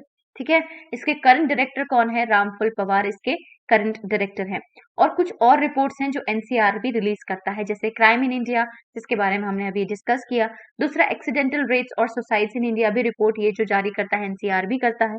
और प्रिजन स्टैटिक्स क्या है इंडिया के अंदर, ये भी एनसीआरबी ही एक रिपोर्ट जारी करता है। अब नेक्स्ट क्वेश्चन देख लेते हैं। Who has won the 10-meter air rifle event at the 5th edition of International Online Shooting Championship? तो 5वां एडिशन हुआ इंटरनेशनल ऑनलाइन शूटिंग चैंपियनशिप का। सो इसमें 10 मीटर एयर राइफल इवेंट के अंदर ये जो खिताब है ये अपने नाम किसने किया है? ऑप्शन देख लीजिए। ये है यशस्विनी सिंह या फिर विष्णु शिवराज। दोनों की तस्वीरें आपके सामने हैं जस्ट टू को रिलेटेड, और ये हमें ज्यादा याद रहता है if we see it visually more, right. तो यहाँ पर जो सही आंसर है दैट इज विष्णु स्वराज को 10 मीटर राइफल इवेंट के अंदर ये इन्होंने जीता है, गोल्ड जीता है। और अगर हम बात करें यशस्विनी सिंह की, तो इन्होंने गोल्ड क्लिंच किया है 10 मीटर एयर पिस्टल इवेंट में। ठीक है, डिफरेंस क्या है? उन्होंने, अगर हम बात करें यशस्विनी सिंह की, तो इन्होंने 10 मीटर एयर पिस्टल इवेंट में जीता है। और अगर हम बात करें विष्णु स्वराज की, तो इन्होंने ये title 10 metre air rifle event में जीता है। और ये 5वां एडिशन था इंटरनेशनल ऑनलाइन शूटिंग चैंपियनशिप का। अब नेक्स्ट क्वेश्चन की तरफ बढ़ते हैं। World Space Week is observe from. World Space Week हम कौन सी तारीख से कौन सी तारीख में ऑब्जर्व करते हैं? 15 से 22 अक्टूबर या फिर 4 से 10 अक्टूबर। और जो सही आंसर है दैट इज 4 से 10 अक्टूबर हम वर्ल्ड स्पेस वीक ऑब्जर्व करते हैं। और ये ऐसा हम इसलिए करते हैं कि क्योंकि साइंस एंड टेक्नोलॉजी में ने हमारी लाइफ के अंदर हमारी लाइफ को बेटर बनाने के लिए बहुत सारे काम किए हैं। So to celebrate science and technology हम ये डे ऑब्जर्व करते हैं। इस साल का जो थीम है वो रहा सैटेलाइट्स इंप्रूव लाइफ। और वीक कब सेलिब्रेट करते हैं? 4 से 10 अक्टूबर। नेक्स्ट क्वेश्चन की तरफ बढ़ते हैं। Which port is called Chabahar of east. कौन से पोर्ट को चबार ऑफ ईस्ट भी कहा जाता है? ऑप्शन देखिए, सितवे पोर्ट को या फिर चबार पोर्ट को ही कहा जाता है चबार ऑफ ईस्ट। तो सही आंसर जो है वो है Sittwe port. Sittwe port basically हमने इससे पहले भी एक क्वेश्चन किया है जिसमें हमने बात की है कि जो सिटवे पोर्ट है ये इसको स्टैब्लिश करने की बात है, और 2021 के फर्स्ट क्वार्टर में हम सिटवे पोर्ट को ऑपरेशनलाइज भी कर देंगे, चालू कर देंगे। सिटवे पोर्ट जो है वो हमारा सेकंड ओवरसीज पोर्ट है आफ्टर चबार पोर्ट इन ईरान। तो पहला जो हमारा पहला इंटरनेशनल या कहीं के ओवरसीज पोर्ट रहा वो था इंडिया का ईरान के साथ, और जो दूसरा है वो किसके साथ है? हमने अभी क्वेश्चन में डिस्कस किया है, इफ यू नो दिस, तो ये म्यांमार के साथ है।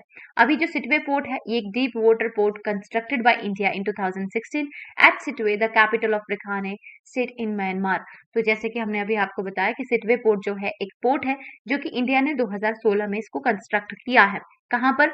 रखाने स्टेट में, म्यांमार के, on the Bay of Bengal. ये जो पोर्ट है ये कलादिन रिवर है उसके माउथ पर सिचुएटेड है, और India as a part of Kaladan multi modal transit transport project, a collaboration between Myanmar के अंडर ये जो काम है ये किया जा रहा है। और the project is aimed at developing transport infrastructure in south western Myanmar and north eastern India. और ये जो कार्य किया जा रहा है, ये जो पोर्ट बनाया जा रहा है, ये ट्रांसपोर्ट इंफ्रास्ट्रक्चर को बेहतर बनाने के लिए किया जा रहा है। कहाँ कहाँ पर? हमारे नॉर्थ ईस्टर्न इंडिया के अंदर और म्यांमार के साउथ वेस्टर्न रीजन को जोड़ता है। ठीक है, और सिटवे पोर्ट को कहा जाता है चबार ऑफ ईस्ट। अब नेक्स्ट क्वेश्चन देख लेते हैं। ओके, इससे पहले आपके सामने एक मैप है जहां पर आपको ब्लू रेज में सिटवे पोर्ट दिखाई दे रहा है। ठीक है, सो लुक एट दिस कि कोलकाता से हुगली रिवर से शुरू होते हुए ये पहुंच जाता है कलादन रिवर पर, और यहाँ पर ये कनेक्ट करता है किसको? ये जो रेड एरिया है इसको हमारे नॉर्थ ईस्टर्न रीजन को कनेक्ट करता है। और ये जो पुल बन रहा है, जो पोर्ट बन रहा है, ये बे ऑफ बंगाल पर है। अब नेक्स्ट क्वेश्चन देख लेते हैं। The Indo-American Chamber of Commerce (IACC) has presented the Lifetime Achievement Award to which business icon? तो IACC ने अपने लाइफ टाइम अचीवमेंट अवार्ड घोषित कर दिए हैं, प्रेजेंट कर दिए हैं। तो ये हमारे कौन से बिजनेस आइकॉन को दिया गया है?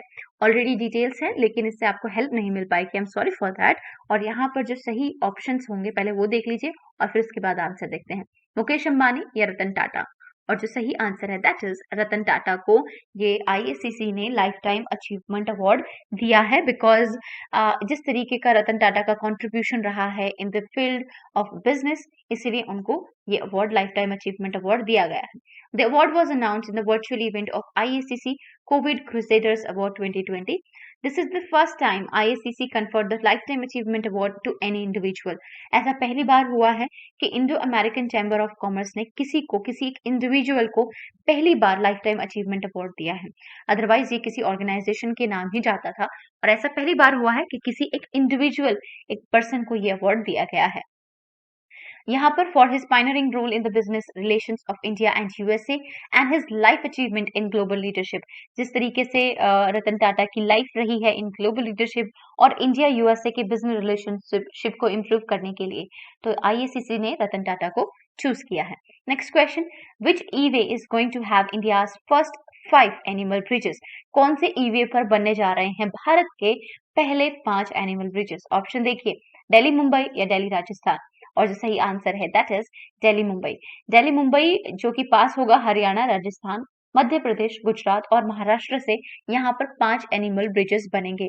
This bridges are inspired from the wild life crossings in Netherlands.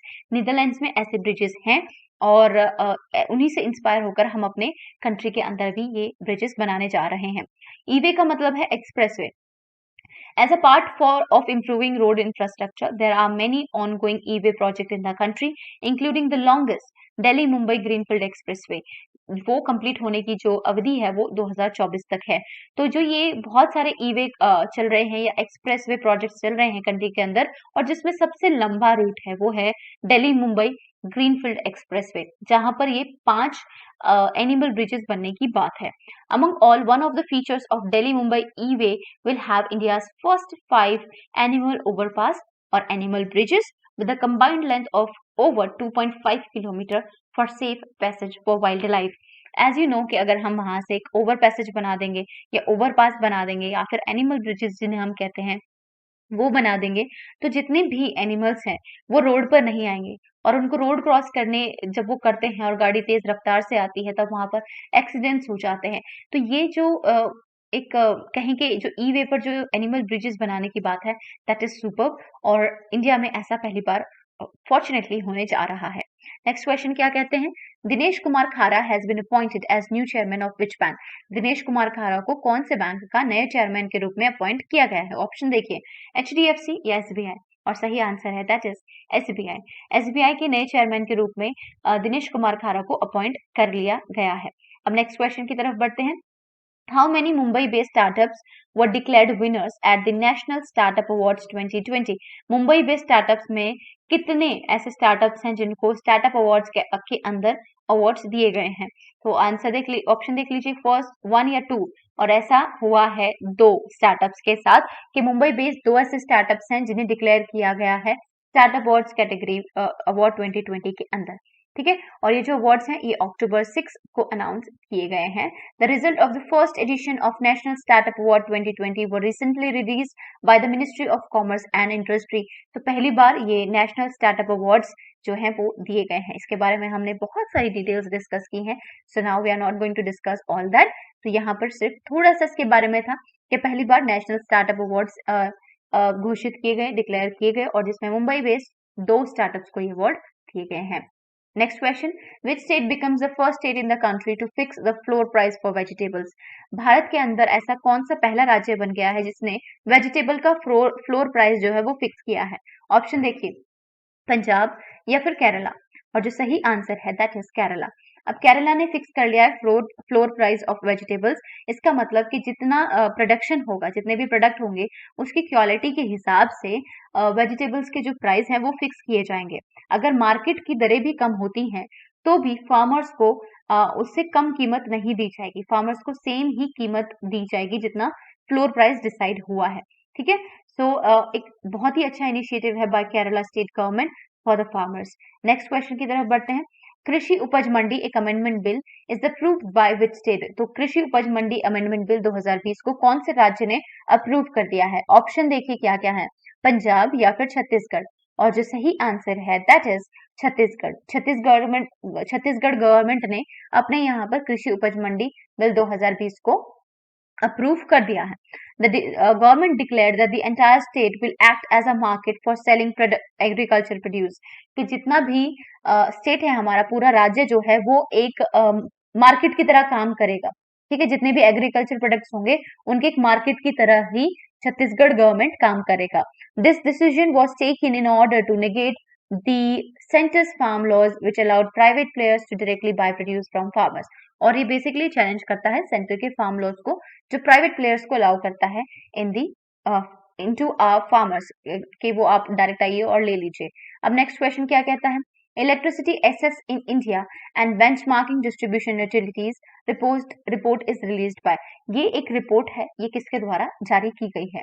Option देखिए, नीति आयोग या फिर वर्ल्ड बैंक, और जो सही आंसर है दैट इज नीति आयोग। नीति आयोग के द्वारा ये और नीति आयोग के साथ क्या कौन है? Ministry of Power, Rockefeller's Foundation और स्मार्ट पावर इंडिया ने ये electricity access in India and benchmarking distribution utilities report जो 28 अक्टूबर को जारी की है। इसमें बेसिकली 10 स्टेट्स जो हैं वो हमारे इंडियन रूरल पॉपुलेशन का 65% रिप्रेजेंट करता है, और जिसमें सैंपल साइज रहा है इस रिसर्च के अंदर वो रहा है 25,000, जिसमें हाउस होल्ड भी रहे हैं, कमर्शियल एंटरप्राइजेस भी रहे हैं और इंस्टीट्यूशंस भी रहे हैं। तो एक रिपोर्ट जारी की गई है और ये NITI Aayog in cooperation with ministry of power, Rockefeller foundation and smart power India के द्वारा लॉन्च की गई है। नेक्स्ट क्वेश्चन क्या कहता है, the NASA ISRO synthetic aperture radar, जिसे हम शॉर्ट में कहते हैं NISAR, satellite is expected to be launch by which year? तो ये नासा इसरो का एक निसार सैटेलाइट है, वो कौन से ईयर तक लॉन्च करने की बात है? ऑप्शन देखिए, 2024 या 2022, और जो सही आंसर है दैट इज 2022, यानी कि 2022 तक निसार को लॉन्च करने की उम्मीद है। According to a joint statement issued after a strategic dialogue between India and the US, the space agencies of two countries has signed an agreement in 2014 to conduct the joint Nisar mission to co-develop and launch a dual-frequency synthetic aperture radar on the earth observation satellite. कि ये जो समझौता हुआ था ये 2014 के अंदर हुआ था इंडिया और यूएस के बीच में, और अब बात हो रही है कि निसार को हम एक्सपेक्ट किया जा रहा है कि 2022 तक हम इसको लॉन्च कर देंगे। नेक्स्ट क्वेश्चन क्या कहता है, who is the author of the book title Night of the Restless Spirits stories from 1984? तो एक किताब है जिसका नाम है Night of the Restless Spirits stories from 1984। ये किसके द्वारा ऑथर की गई है? ऑप्शन देखिए, सर्वप्रीत सिंह या फिर मनप्रीत कौर, और सही आंसर है वो है सर्वप्रीत सिंह के द्वारा ये पुस्तक जो है वो लिखी गई है और ये पब्लिश की जा रही है बाय पेंगुइन। अब देखते हैं नेक्स्ट क्वेश्चन क्या कहता है। And this question says, in October 2020, Department of Post India signed agreement with the Postal Service of which country for electronic exchange of customs data related to postal shipments exchange between the two countries? अब ये question क्या कहता है कि अक्टूबर 2020 में एक समझौता ज्ञापन हुआ है, एक एग्रीमेंट हुआ है दो कंट्रीज के बीच में। एक इंडिया है और एक कौन सी कंट्री है हमें वो बताना है कि जहां पर इन्होंने बात की है, ये एग्रीमेंट कहता है कि हम अपना इलेक्ट्रॉनिक एक्सचेंज जो है, जितना भी कस्टम डाटा है वो हम एक्सचेंज कर लेंगे दोनों ही कंट्रीज के बीच में। तो कौन सी कंट्री है पहले ये बताइए। ऑप्शन देखिए, फ्रांस है या फिर यूएसए है, और जो सही आंसर है that is USA. As you know के 2+2 डायलॉग्स हुए हैं, स्ट्रेटेजिक डायलॉग हुए हैं between India and USA in the past few days, October के लास्ट में। और यहाँ पर ही ये डिसाइड किया गया, डिपार्टमेंट ऑफ पोस्ट जो है इंडिया और यूएसए का, उन्होंने ये एग्रीमेंट किया है कि हम इलेक्ट्रॉनिक एक्सचेंज कर लेंगे जितना भी डाटा होता है उसका, ठीक है। और यहाँ पर department of post and United states postal services, ये दो चीजें हैं, डिपार्टमेंट ऑफ पोस्ट इंडिया का और यूनाइटेड स्टेट्स पोस्टल सर्विस, इन्होंने एग्रीमेंट किया है कि हम दोनों कंट्रीज के बीच में हम इलेक्ट्रॉनिक एक्सचेंज कर लेंगे डाटा का। नेक्स्ट क्वेश्चन की तरफ बढ़ते हैं। Aditya Puri has stepped down as the MD and CEO of HDFC bank, who has appointed to replace Puri as the new MD and CEO. तो आदित्य पुरी जो है वो एचडीएफसी बैंक के एमडी एंड सीईओ रहे हैं, अब उन्होंने अपने पद से दे दिया है इस्तीफा। तो अब कौन बन गए हैं new MD and CEO of HDFC bank? Option देखिए, अल्फा कॉन्डे या फिर शशिधर जगदीशन, और जो सही आंसर यहाँ पर है दैट इज शशिधर जगदीशन बन गए हैं new MD and CEO of HDFC bank. अगर हम बात करें अल्फा कॉन्डे के, so now Alpha Conde has won the country's presidential election with 59.5%। अब कौन सी कंट्री के? रिपब्लिक ऑफ गुइनिया के प्रेसिडेंट के रूप में Alpha Conde has won the election. अब नेक्स्ट क्वेश्चन की तरफ चलते हैं and let us see what we have. So already we have discussed about it. अब नेक्स्ट क्वेश्चन देख लेते हैं। Which country was the chair for the 6th BRICS parliamentary forum held virtually on 27th October 2020? कौन सी country ने BRICS parliamentary forum को virtually held किया है ऑन 27 अक्टूबर 2020? तो ऑप्शन क्या है, रशिया या फिर ब्राजील? और जो सही आंसर है दैट इज रशिया। रशिया ने चेयर किया है ब्रिक्स पार्लियामेंट्री फोरम, छठवा basically 6th BRICS parliamentary forum. Next question की तरफ बढ़ते हैं। Louis R.K. has won the presidential election of which country recently to be appointed as the president elect? तो Louis R K. जो है, इन्होंने कौन सी कंट्री के प्रेसिडेंट के रूप में इलेक्शन जीता है? तो ऑप्शन देखिए, बोलिविया या फिर चाइल, और जो सही आंसर है दैट इज बोलिविया। अब इसका मैप भी देख लेते हैं थोड़ा सा। सो लुइस आर.के. ने बोलिविया का जो इलेक्शन हुआ है वो जीत लिया है, जनरल इलेक्शन, और ये बन जाएंगे अब new president of Bolivia. So ये है वर्ल्ड मैप, और वर्ल्ड मैप में as you can see South America के रीजन में, और बोलिविया है बीच में जिसका लापेज है इसकी राजधानी या कैपिटल। साथ में अगर नेबरिंग कंट्रीज की बात करें तो पेरू, ब्राजील, पैराग्वे, अर्जेंटीना और चाइल इसके नेबरिंग कंट्रीज हैं। अब नेक्स्ट क्वेश्चन देख लेते हैं। The Ministry of tribal Affairs has tied up with the Art of Living Foundation to launch 2 centres of excellence for tribal welfare. The 2 centers have been inaugurated in which states? तो Ministry of tribal affair ने art of Living foundation के साथ मिलकर 2 centre of excellence open किए हैं for tribal welfare, tribal का welfare के लिए, ठीक है। तो ये जो सेंटर्स हैं ये कौन से राज्य में खोले गए हैं? उत्तर प्रदेश या और राजस्थान, या फिर महाराष्ट्र और झारखंड? और जो सही आंसर यहाँ पर है that is Maharashtra and Jharkhand के अंदर ये 2 ट्राइबल वेलफेयर सेंटर्स खोले गए हैं, ठीक है। I hope it's clear to everyone. और यहाँ पर एक इंपॉर्टेंट चीज ये है कि union minister of tribal affairs कौन है? श्री अर्जुन मुंडा इसके ट्राइबल अफेयर्स के मिनिस्टर हैं, और इन्होंने ही 2 सेंटर ऑफ एक्सीलेंस जो हैं वो लॉन्च किए हैं। The first centre of excellence has been launched in Aurangabad district of Maharashtra. पहला औरंगाबाद डिस्ट्रिक्ट में हुआ है महाराष्ट्र के, और दूसरा झारखंड के अंदर है। नेक्स्ट क्वेश्चन की तरफ बढ़ते हैं। Who has been appointed as the new chairman of the Federation of India Fantasy Sports? Federation of India Fantasy Sports के नए चेयरमैन के रूप में किसे अपॉइंट किया गया है? ऑप्शन देखिए, रंजीत नायर या फिर बिमल जुल्का, और जो सही आंसर है दैट इज बिमल जुल्का को federation of Indian fantasy Sports के नए चेयरमैन के रूप में अपॉइंट किया गया है। तो फॉर्मर चीफ इंफॉर्मेशन कमिश्नर जिनका नाम है बिमल जुल्का, उनको अपॉइंट किया गया है एज FIFS न्यू चेयरमैन, ठीक है। अब नेक्स्ट क्वेश्चन की तरफ बढ़ते हैं।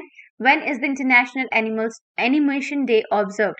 इंटरनेशनल एनिमेशन डे कब सेलिब्रेट किया जाता है? ऑप्शन अक्टूबर 19 को, या फिर अक्टूबर 28 को, 28 अक्टूबर को या फिर 19 अक्टूबर को, और जो सही आंसर है दैट इज 28 अक्टूबर को हम हर साल इंटरनेशनल एनिमेशन डे सेलिब्रेट करते हैं।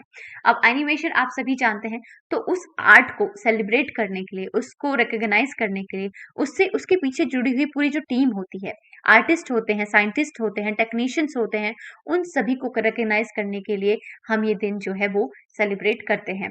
इस साल हमने ये 19th एडिशन इसका सेलिब्रेट किया है, इंटरनेशनल एनिमेशन डे का।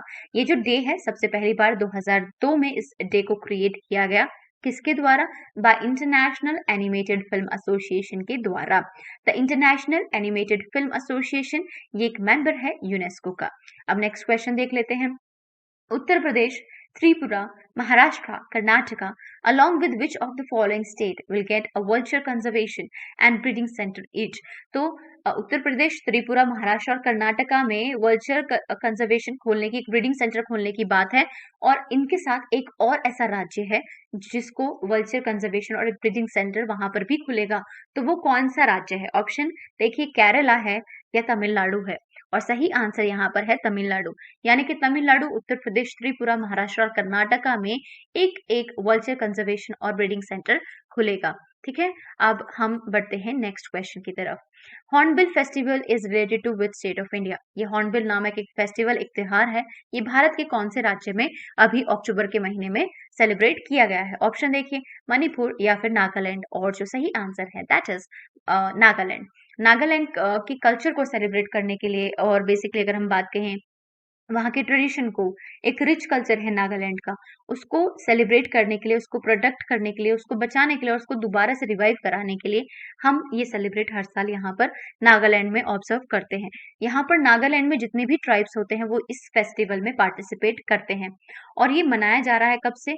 1 दिसंबर 1963 से एक्चुअली ये सेलिब्रेट किया जा रहा है, यानी कि 1963 से ये सेलिब्रेट किया जा रहा है, जिसमें अलग अलग गाँव के जो लोग होते हैं वो इकट्ठा होते हैं और अपने कल्चर को सेलिब्रेट करते हैं। It is annually held from December 1 to 10। तो ये 1 तारीख से लेके 10 दिसंबर तक यहाँ पर सेलिब्रेट किया जाता है। अक्टूबर के मंथ में सेलिब्रेट नहीं किया जाता है, लेकिन इस साल ये कोविड-19 की वजह से सब कुछ उथल-पुथल हो गया है, तो इस साल ये अक्टूबर के महीने में डिसाइड किया गया है कि इस साल ये जो प्रोग्राम होगा, ये जो फेस्टिवल होगा, ये वर्चुअली मनाया जाएगा, क्योंकि कोविड-19 है और उसका स्प्रेड हमें रोकना है, तो हम ज्यादा भीड़ इकट्ठा नहीं कर सकते। तो फैसला लिया गया है अक्टूबर के महीने में कि जो दिसंबर में होने वाला हॉर्नबिल फेस्टिवल है, जो 1 दिसंबर से 10 दिसंबर तक चलता है, इस साल वो वर्चुअली कराया जाएगा। नेक्स्ट क्वेश्चन क्या है? Bani Utsavam is the annual Devaragattu stick fighting festival. This festival is related to which state? Bani Utsavam एक देवगट्टू स्टिक फाइटिंग फेस्टिवल है, और ये कौन से राज्य में मनाया जाता है? ऑप्शन देखिए, आंध्र प्रदेश में या कर्नाटका में, और जो सही आंसर है दैट इज आंध्र प्रदेश। आंध्र प्रदेश में ये देवगट्टू स्टिक फेस्टिवल मनाया जाता है, जिसमें लोग बेसिकली अगर बात करें तो दशहरा से पहले ये सेलिब्रेट किया जाता है, और यहाँ पर लोग फाइटिंग करते हैं स्टिक से, लोग इंजर्ड भी हो जाते हैं, लेकिन फिर भी वो इस बेसिकली इस फेस्टिवल में पार्टिसिपेट करते हैं, क्योंकि वो बहुत ज्यादा डिवोटी होते हैं, धार्मिक लोग होते हैं इसको सेलिब्रेट करने वाले। लेकिन हम इसको क्यों पढ़ रहे हैं? हम इसको इसलिए पढ़ रहे हैं क्योंकि कोरोना वायरस की वजह से ये जो फेस्टिवल है इसको कैंसिल करने की बात कही है आंध्र प्रदेश सरकार ने। अब next question, which player has won the 2020 Portuguese grand prix? अभी हमने एफएल पढ़ा था, अब हम पढ़ रहे हैं पोर्चुगीज ग्रैंड प्रिक्स। तो किसने अपने नाम किया है? ऑप्शन देख लीजिए, वोल्टेरी बोटास या फिर Lewis Hamilton. And the right answer over here is Lewis Hamilton ने ही पोर्चुगीज ग्रैंड प्रिक्स 2020 जीता है। और वोल्टेरी बोटास हमेशा रहते हैं जस्ट आफ्टर लुइस हैमिल्टन, को थोड़ा सा चूक जाते हैं और सेकंड पोजीशन पर रहे हैं, लेकिन इस साल 2020 में उन्होंने ऑस्ट्रियन ग्रैंड प्रिक्स अपने नाम किया है। नेक्स्ट क्वेश्चन देख लेते हैं, और ये हम ऑलरेडी डिस्कस कर चुके हैं, और नेक्स्ट क्वेश्चन देखते हैं। Who among the following QR code is being removed by RBI? Which, जो नीचे दिए गए ऑप्शन है उसमें से कौन से क्यूआर कोड को रिमूव कर दिया गया है आरबीआई के द्वारा? ऑप्शन देखिए, इंट्रोपरेबल क्यूआर कोड्स या फिर प्रोप्रिएटरी क्यूआर कोड्स, और जो सही आंसर यहाँ पर आपका है that is proprietary QR codes को रिमूव कर दिया है बाय द आरबीआई, और कहा है कि आप 2 इंटरप्रेबल क्यूआर कोड्स को यूज कर सकते हैं। ठीक है, और ऐसा जो प्रोसेस है ये कंप्लीट होना चाहिए बाय मार्च 2022। अब नेक्स्ट क्वेश्चन देख लेते हैं। The fixer winning has a price is a novel authored by the fixer winning has a prize. एक नोवेल है, किताब है, किसके द्वारा लिखी गई है? शशि थरूर या फिर सुमन दुबे। और जो सही आंसर है दैट इज सुमन दुबे के द्वारा ये जो किताब है वो लिखी गई है। ठीक है, और ये बेसिकली जो किताब है ये पोर्ट्रे करती है थ्रिलिंग ट्रेलर ऑफ नील उपाध्याय, जो कि एक एक्स क्रिकेटर टर्न्ड फिक्स, यानी कि जो एक्स क्रिकेटर रहे हैं जिनके ऊपर फिक्सिंग के जो आरोप हैं वो लगे हैं। अब नेक्स्ट क्वेश्चन देख लेते हैं। Which UT became the first UT in the country to operationalize public financial management system? कौन से केंद्र शासित प्रदेश के अंदर पब्लिक फाइनेंशियल मैनेजमेंट सिस्टम जो है उसको शुरू कर दिया गया है, और ऐसा करने वाला ये केंद्र शासित प्रदेश बन गया है हमारे भारत का पहला यूनियन टेरिटरी? ऑप्शन देखिए, पुडुचेरी या फिर जम्मू एंड कश्मीर। और जो सही आंसर है वो है जम्मू एंड कश्मीर में ये एक मैनेजमेंट सिस्टम जो है वो लागू कर दिया गया है। एट ऑल डिस्ट्रिक्ट लेवल्स पर ये है, और जिसका इनॉग्रेशन किया गया है इन 8 districts offices bye additional controller general of accounts Subodh Kumar Mathur के द्वारा। ठीक है, और ऐसा करने वाला ये बन गया है हमारा भारत का पहला केंद्र शासित प्रदेश। नेक्स्ट क्वेश्चन क्या है? Which state government laid the foundation stone of Asar Agar International Assam Agar International Trade Center? तो कौन से राज्य सरकार ने असम अगर इंटरनेशनल ट्रेड सेंटर का फाउंडेशन स्टोन रख दिया है? नागालैंड ने या फिर असम ने? क्योंकि क्वेश्चन में ही आंसर है, तो Assam is the right answer over here. This is going to be the first of its kind in the country at Dabi Dabi in Golaghat district. The government state decide to set up the trade center to promote the business potential of the farmers as well as the entrepreneurs associated with agarwood plantation and trade in Assam. So जितने भी farmers हैं, जितने भी entrepreneurs हैं जो agarwood से related हैं, उनके प्लांटेशन से, ट्रेड से, उन सभी को प्रमोट करने के लिए, उन सभी के बिजनेस को प्रमोट करने के लिए स्टेट गवर्नमेंट ने ये असम अगर इंटरनेशनल ट्रेड सेंटर ओपन किया है। अब नेक्स्ट क्वेश्चन की तरफ बढ़ जाते हैं। Which state has secured the first rank in central government's PM Atmanirbhar Nidhi scheme, जिसे हम स्वानिधि स्कीम भी कहते हैं, इसके अंदर पहला रैंक कौन से राज्य को मिला है? ऑप्शन देखिए, उत्तर प्रदेश या फिर Kerala. And right answer here is Uttar Pradesh. Uttar Pradesh government ने सिक्योर की है फर्स्ट रैंक, जिसमें सबसे ज्यादा हाईएस्ट नंबर ऑफ अप्रूवल्स हुए हैं लोन्स के इस स्कीम के अंदर इन the state of Uttar Pradesh. अब थोड़ा सा स्कीम के बारे में, ये स्वानिधि स्कीम क्या है? ये स्कीम जो है 1 जून 2020 को लॉन्च की गई, जब एक पैंडेमिक ने हमारे भारत को, पूरे विश्व को घेर लिया, और यहाँ पर जो स्ट्रीट वेंडर्स हैं एक तरीके से उनका काम हो गया चौपट। तो यहाँ पर ये स्कीम लॉन्च की गई कि हम वो उन स्ट्रीट वेंडर्स को हेल्प करते हैं कि वो अपनी लाइवलीहुड दोबारा से कमा सकें और अपने काम जो है वो शुरू कर सकें। इस स्कीम के तहत लोन दिया जाता है, कितना? 10,000 तक का लोन दिया जाता है at subsidised rate of interest. Next question की तरफ बढ़ते हैं। Who among the following has featured on the top on the list of Indian PSUs under the world's best employer 2020? So world best employer 2020 के under सबसे ज्यादा top पर कौन सा पीएसयू रहा है? ऑप्शन देखिए, भाभा एटॉमिक रिसर्च सेंटर या फिर national thermal power corporation limited. और जो सही आंसर है दैट इज एनटीपीसी। एनटीपीसी रहा है इस लिस्ट में ऊपर, जिसका नाम है वर्ल्ड्स बेस्ट एम्प्लॉयर 2020। ये लिस्ट जो है वो पब्लिश की गई है बाय फोर्ब्स। अगर हम बात करें एनटीपीसी की, तो इसका फुल फॉर्म है नेशनल थर्मल पावर कॉर्पोरेशन, एक इंडियन पीएसयू है और फाउंड किया गया 1975 में। हेडक्वार्टर नई दिल्ली में है। ऑनर कौन है? गवर्नमेंट ऑफ इंडिया के अंदर काम करता है। और इसका पर्पस क्या है? इलेक्ट्रिसिटी जनरेशन एंड डिस्ट्रीब्यूशन, ये इसका काम है। नेक्स्ट क्वेश्चन की तरफ बढ़ते हैं। Hyderabad police makes a film on women empowerment, what is the title of the film? Hyderabad police ने एक फिल्म बनाई है महिला सशक्तिकरण के ऊपर, तो इस फिल्म का टाइटल क्या है? और जो सही आंसर यहाँ पर होगा वो आप बताएंगे। ऑप्शन देख लीजिए, नारी या फिर अमय। और जो सही आंसर है दैट इज अमय। अमय बनाई है, एक शॉर्ट फिल्म बनाई है हैदराबाद पुलिस ने, जिसमें वुमेन एम्पावरमेंट को दिखाया गया है कि किस तरीके से एक महिला अपने आप को प्रोटेक्ट करती है from threat and danger situation. Next question क्या कहता है? Which Indian company has top the India's list of Forbes world's best employer 2020? ये जो फोर्ब्स के द्वारा ये जो लिस्ट जारी की गई है, इसमें भारत की टॉप शीर्ष पर जो कंपनी है वो कौन सी है? ऑप्शन देखिए, टीसीएस है या एचसीएल टेक्नोलॉजीज है। और जो सही आंसर है दैट इज एचसीएल टेक्नोलॉजीज रही है टॉप पोजीशन पर इंडिया की लिस्ट के अंदर। लेकिन इसका अगर हम बात करें ग्लोबल रैंकिंग की, तो इसकी 30वीं पोजीशन रही है, 30th पोजीशन रही है। फोर्ब्स बेस्ट लिस्ट की अगर हम बात करते हैं, यहाँ पर थोड़ा सा डिस्कशन। तो साउथ कोरिया की एक कंपनी है सैमसंग इलेक्ट्रॉनिक्स, वो वर्ल्ड में टॉप पर रही है। उसके बाद अमेजोन दूसरे नंबर पर, आईबीएम तीसरे पर, माइक्रोसॉफ्ट चौथे पर और पांचवें नंबर पर रही है एलजी। अब आ जाते हैं इंडिया के मामले में और इंडिया को देख लेते हैं कि इंडिया में कौन कौन से जो चीजें हैं वो टॉप पर रही है। तो एचसीएल टेक्नोलॉजीज टॉप इंडस्ट्री रही है लिस्ट के अंदर, और ये इसका जो इंडिया के अंदर फर्स्ट पोजीशन है और तीसरा पोजीशन है ग्लोबली।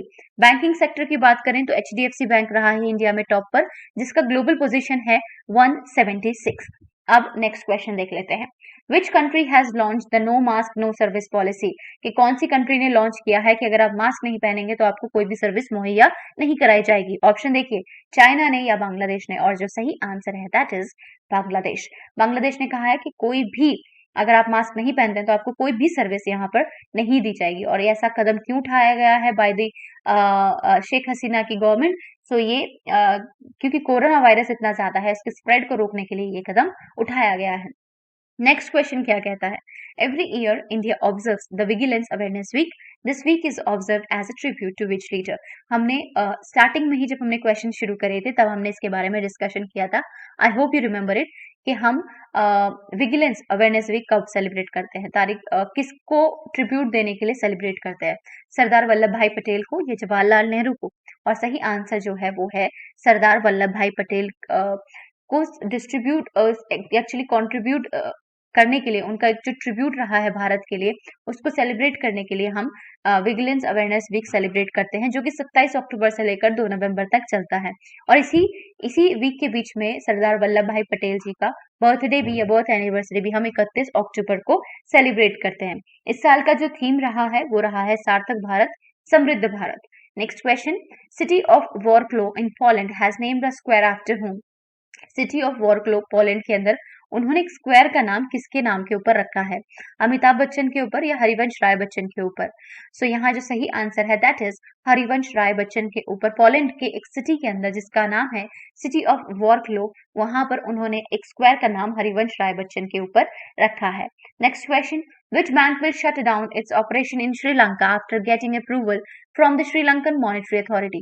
कौन सा बैंक श्रीलंका के अंदर अपना जो ऑपरेशन है उसको बंद करने वाला है? एचडीएफसी बैंक या आईसीआईसीआई बैंक? और जो सही आंसर है दैट इज आईसीआईसीआई बैंक अपने जो एक ब्रांच है श्रीलंका के अंदर उसको बंद करने वाला है। ठीक है, आईसीआईसीआई बैंक के बारे में बात करें तो ये एक industrial credit and investment corporation of India का बैंक है। एक 1994 में इसको शुरू किया गया था। अगर हम बात करें इसकी पेरेंट कंपनी की तो उसको 1955 में यानी कि 1955 में एक joint venture of the world bank के थ्रू शुरू किया गया। हेडक्वार्टर कहाँ पर है? वडोदरा गुजरात के अंदर, जो इसका रजिस्टर्ड ऑफिस है। और अगर हम बात करें कॉर्पोरेट ऑफिस की तो बांद्रा कुर्ला कॉम्प्लेक्स यानी कि बीकेसी मुंबई में है। Next question, Dekho Apna Desh webinar series title Bundi architectural heritage of a forgotten Rajput capital on 24 October 2020 focused on Bundi Rajasthan, which ministry is organizing this? So अपना देखो अपना देश वेबिनार एक चल रहा है जिसका टाइटल है बूंदी, उसका आर्किटेक्चर हेरिटेज जो है of a forgotten Rajput capital, ये इसका पूरा टाइटल है, जो 24 अक्टूबर को किया गया बेसिकली ये वेबिनार। तो कौन सी मिनिस्ट्री इसको ऑर्गेनाइज कर रही है? मिनिस्ट्री ऑफ रूरल डेवलपमेंट या मिनिस्ट्री ऑफ टूरिज्म? और जो सही आंसर है that is ministry of tourism इसको ये जो वेबिनार सीरीज है इसको कर रही है। और 24 अक्टूबर को जो किया गया उसका टाइटल था बूंदी। ठीक है, नेक्स्ट क्वेश्चन क्या कहता है? India, Nepal, Bangladesh and dash have joined hands to enhance conservation of river dolphins in the region, paving way of regional cooperation. Bharat, Nepal और बांग्लादेश और किसी एक कंट्री ने हाथ मिलाया है कि रिवर डॉल्फिन्स को हम कंजर्व करेंगे। भूटान या फिर म्यांमार यहाँ पर साथ में होगा। कौन है? सही आंसर है म्यांमार। भारत, नेपाल, बांग्लादेश और म्यांमार ने हाथ मिलाया कि वो रिवर डॉल्फिन्स को कंजर्व करने का काम करेंगे और अपने जो रीजनल कॉर्पोरेशन हैं उनको भी वो बढ़ावा देता है। They will jointly undertake awareness drive on protection of dolphins के ऊपर ये जो 4 कंट्रीज हैं ये काम करेंगी। एडिशनल इन्फॉर्मेशन यहाँ पर क्या है? अगर हमारे इंडिया से रिलेटेड हम बात करते हैं तो river Ganga dolphin has been recognised by the government of India as its national aquatic animal. हमारे भारत का नेशनल एक्वेटिक एनिमल कौन है? गंगा रिवर डॉल्फिन जो है उसको रिकॉग्नाइज किया गया है। The Indus river dolphin has been named as the national mammal of Pakistan. National mammal of Pakistan के कौन है वहां पर नेशनल मैमल ऑफ पाकिस्तान? तो इंडस रिवर की जो डॉल्फिन है वो नेशनल मैमल ऑफ पाकिस्तान है। The distribution ranges of the Ganga river dolphin in India cover 7 state cover करता है ये जो गंगेज रिवर डॉल्फिन ये है। तो ये कौन कौन से स्टेट्स कवर करता है? असम, यूपी, मध्य प्रदेश, राजस्थान, बिहार, झारखंड और वेस्ट बंगाल। नेक्स्ट क्वेश्चन की तरफ बढ़ते हैं। What is the rank of India in the Ookla Speed Test Global Index 2020 in terms of global mobile internet speed? So Bharat की क्या रैंकिंग रही है Ookla speed test global index ranking के अंदर? तो यहाँ पर आपको एडिशनल डिटेल दिया गया है। साउथ कोरिया ने टॉप किया है लिस्ट के अंदर विद 121 MBPS। और देखिए ऑप्शन क्या है, यहाँ पे रैंकिंग 128 है और 131 है, और भारत की जो रैंक रही है वो रही है 131। 138 कंट्रीज में से 138 कंट्रीज में से भारत की जो रैंक रही है वो अनफॉर्चुनेटली 131 रही है कि हमारे इंडिया के अंदर जो हमारी इंटरनेट स्पीड है, मोबाइल इंटरनेट स्पीड, वो काफी लो है। और इसको ग्लोबल जो ओकला स्पीड टेस्ट ग्लोबल इंडेक्स है 2020 का, उसमें 131st रैंक मिली है इंडिया को, और साउथ कोरिया रहा है टॉप पर। Next question, the longest temple ropeway project of the world has been inaugurated in which state of India? Longest temple ropeway project जो है वर्ल्ड का सबसे ज्यादा लॉन्गेस्ट है, वो कौन से राज्य में इनॉग्रेट किया गया है? केरला या फिर गुजरात? और सही आंसर जो है आपका वो है गुजरात। ठीक है, so the world longest temple ropeway project in Girnar in Junagadh, Girnar hill ropeway at Junagadh is rupees 130 crore project. 130 crore रुपए का प्रोजेक्ट है जो गिरनार जूनागढ़ के अंदर बनाया जा रहा है और वर्ल्ड का लॉन्गेस्ट रोपवे प्रोजेक्ट है। Next question, PM Modi has inaugurated the paediatric heart hospital which is India's biggest hospital for cardiology, it is in which city? प्रधानमंत्री नरेंद्र मोदी ने एक पीडियाट्रिक हार्ट हॉस्पिटल जो है उसका इनॉग्रेशन किया है, जो कि भारत के अंदर सबसे बड़ा हॉस्पिटल बन जाएगा कार्डियोलॉजी की कैटेगरीज में। सो ये कौन सी सिटी के अंदर है? भोपाल में है या अहमदाबाद में है? और जो सही आंसर आपका यहाँ पर है दैट इज अहमदाबाद। अहमदाबाद के अंदर ये पीडियाट्रिक हार्ट हॉस्पिटल जो भारत का सबसे ज्यादा बिगेस्ट हॉस्पिटल है फॉर कार्डियोलॉजी, वो इनॉग्रेट किया गया है। और साथ में यहाँ पर एक मोबाइल एप्लीकेशन भी लॉन्च की गई है फॉर टेलीकार्डियोलॉजी। ठीक है, अब नेक्स्ट क्वेश्चन देख लेते हैं। Next question says the Kisan Suryoday Yojana has recently been inaugurated in which state by PM Modi?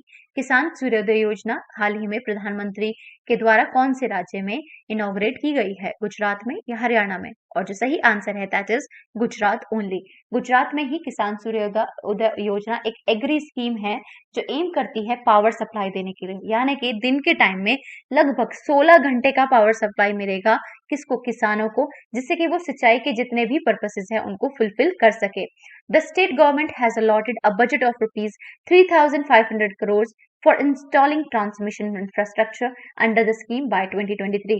और ऐसा करने के लिए 2023 तक गवर्नमेंट ने ये बजट सेट किया है कि 3,500 करोड़ रुपए यहाँ पर लगाएगी सरकार, और जो इंफ्रास्ट्रक्चर चाहिए उसको 2023 तक पूरा कर लेगी। अब हम आज का हमारा आखिरी क्वेश्चन क्या है, late us see that. Which country has been appointed as the chair of the governing body of International Labour Organization ILO for a period till June 2021? कौन सी कंट्री को अपॉइंट किया गया है चेयर करने के लिए ILO को टिल जून 2021? ऑप्शन देखिए, इंडिया या फिर ऑस्ट्रेलिया, और सही आंसर है वो है इंडिया। इंडिया गवर्निंग बॉडी बन गया है ILO का for the period till June 2021।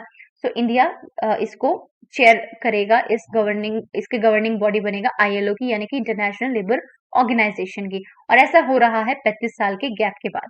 अब इंटरनेशनल लेबर ऑर्गेनाइजेशन के बारे में जान लेते हैं कि यूएन की एजेंसी है, ठीक है, whose mandate is to advance social and economic justice through setting international labor standards, और ये ही लेबर स्टैंडर्ड्स रिलीज करता है, सेट करता है। फाउंड की गई 1919 में, हेडक्वार्टर है जिनेवा स्विट्जरलैंड में, और फाउंडर कौन है? पेरिस पीस कॉन्फ्रेंस इसके फाउंडर हैं। पेरेंट ऑर्गेनाइजेशन कौन है? United nation general assembly and United nation economic and social council इसके पेरेंट ऑर्गेनाइजेशन है, और जिसको हाल ही में चेयर करने जा रहा है India after a gap of 35 years. So I hope you enjoy the session. I hope कि आपको हमारे मंथली करंट अफेयर सेशन से आपके एग्जाम पॉइंट ऑफ व्यू में बहुत ज्यादा हेल्प मिलने वाला है आपको एग्जाम्स में। So if it is yes, if it's useful for you, if you like my explanation, if you like the content, so please आप इस वीडियो को लाइक कीजिएगा and let me know कि आपको वीडियो पसंद आया है and you are waiting for the next video also. so यहाँ पर आज के लिए सिर्फ इतना ही होगा. so वीडियो को लाइक कीजिएगा, शेयर कीजिएगा और चैनल को सब्सक्राइब भी कर लीजिएगा, जिससे कि आपको latest and important educational videos आपको जल्द से जल्द मिल सके. So thanks for watching us. We will see you daily in daily current affairs session and also in monthly current affairs session also. So thanks for watching us.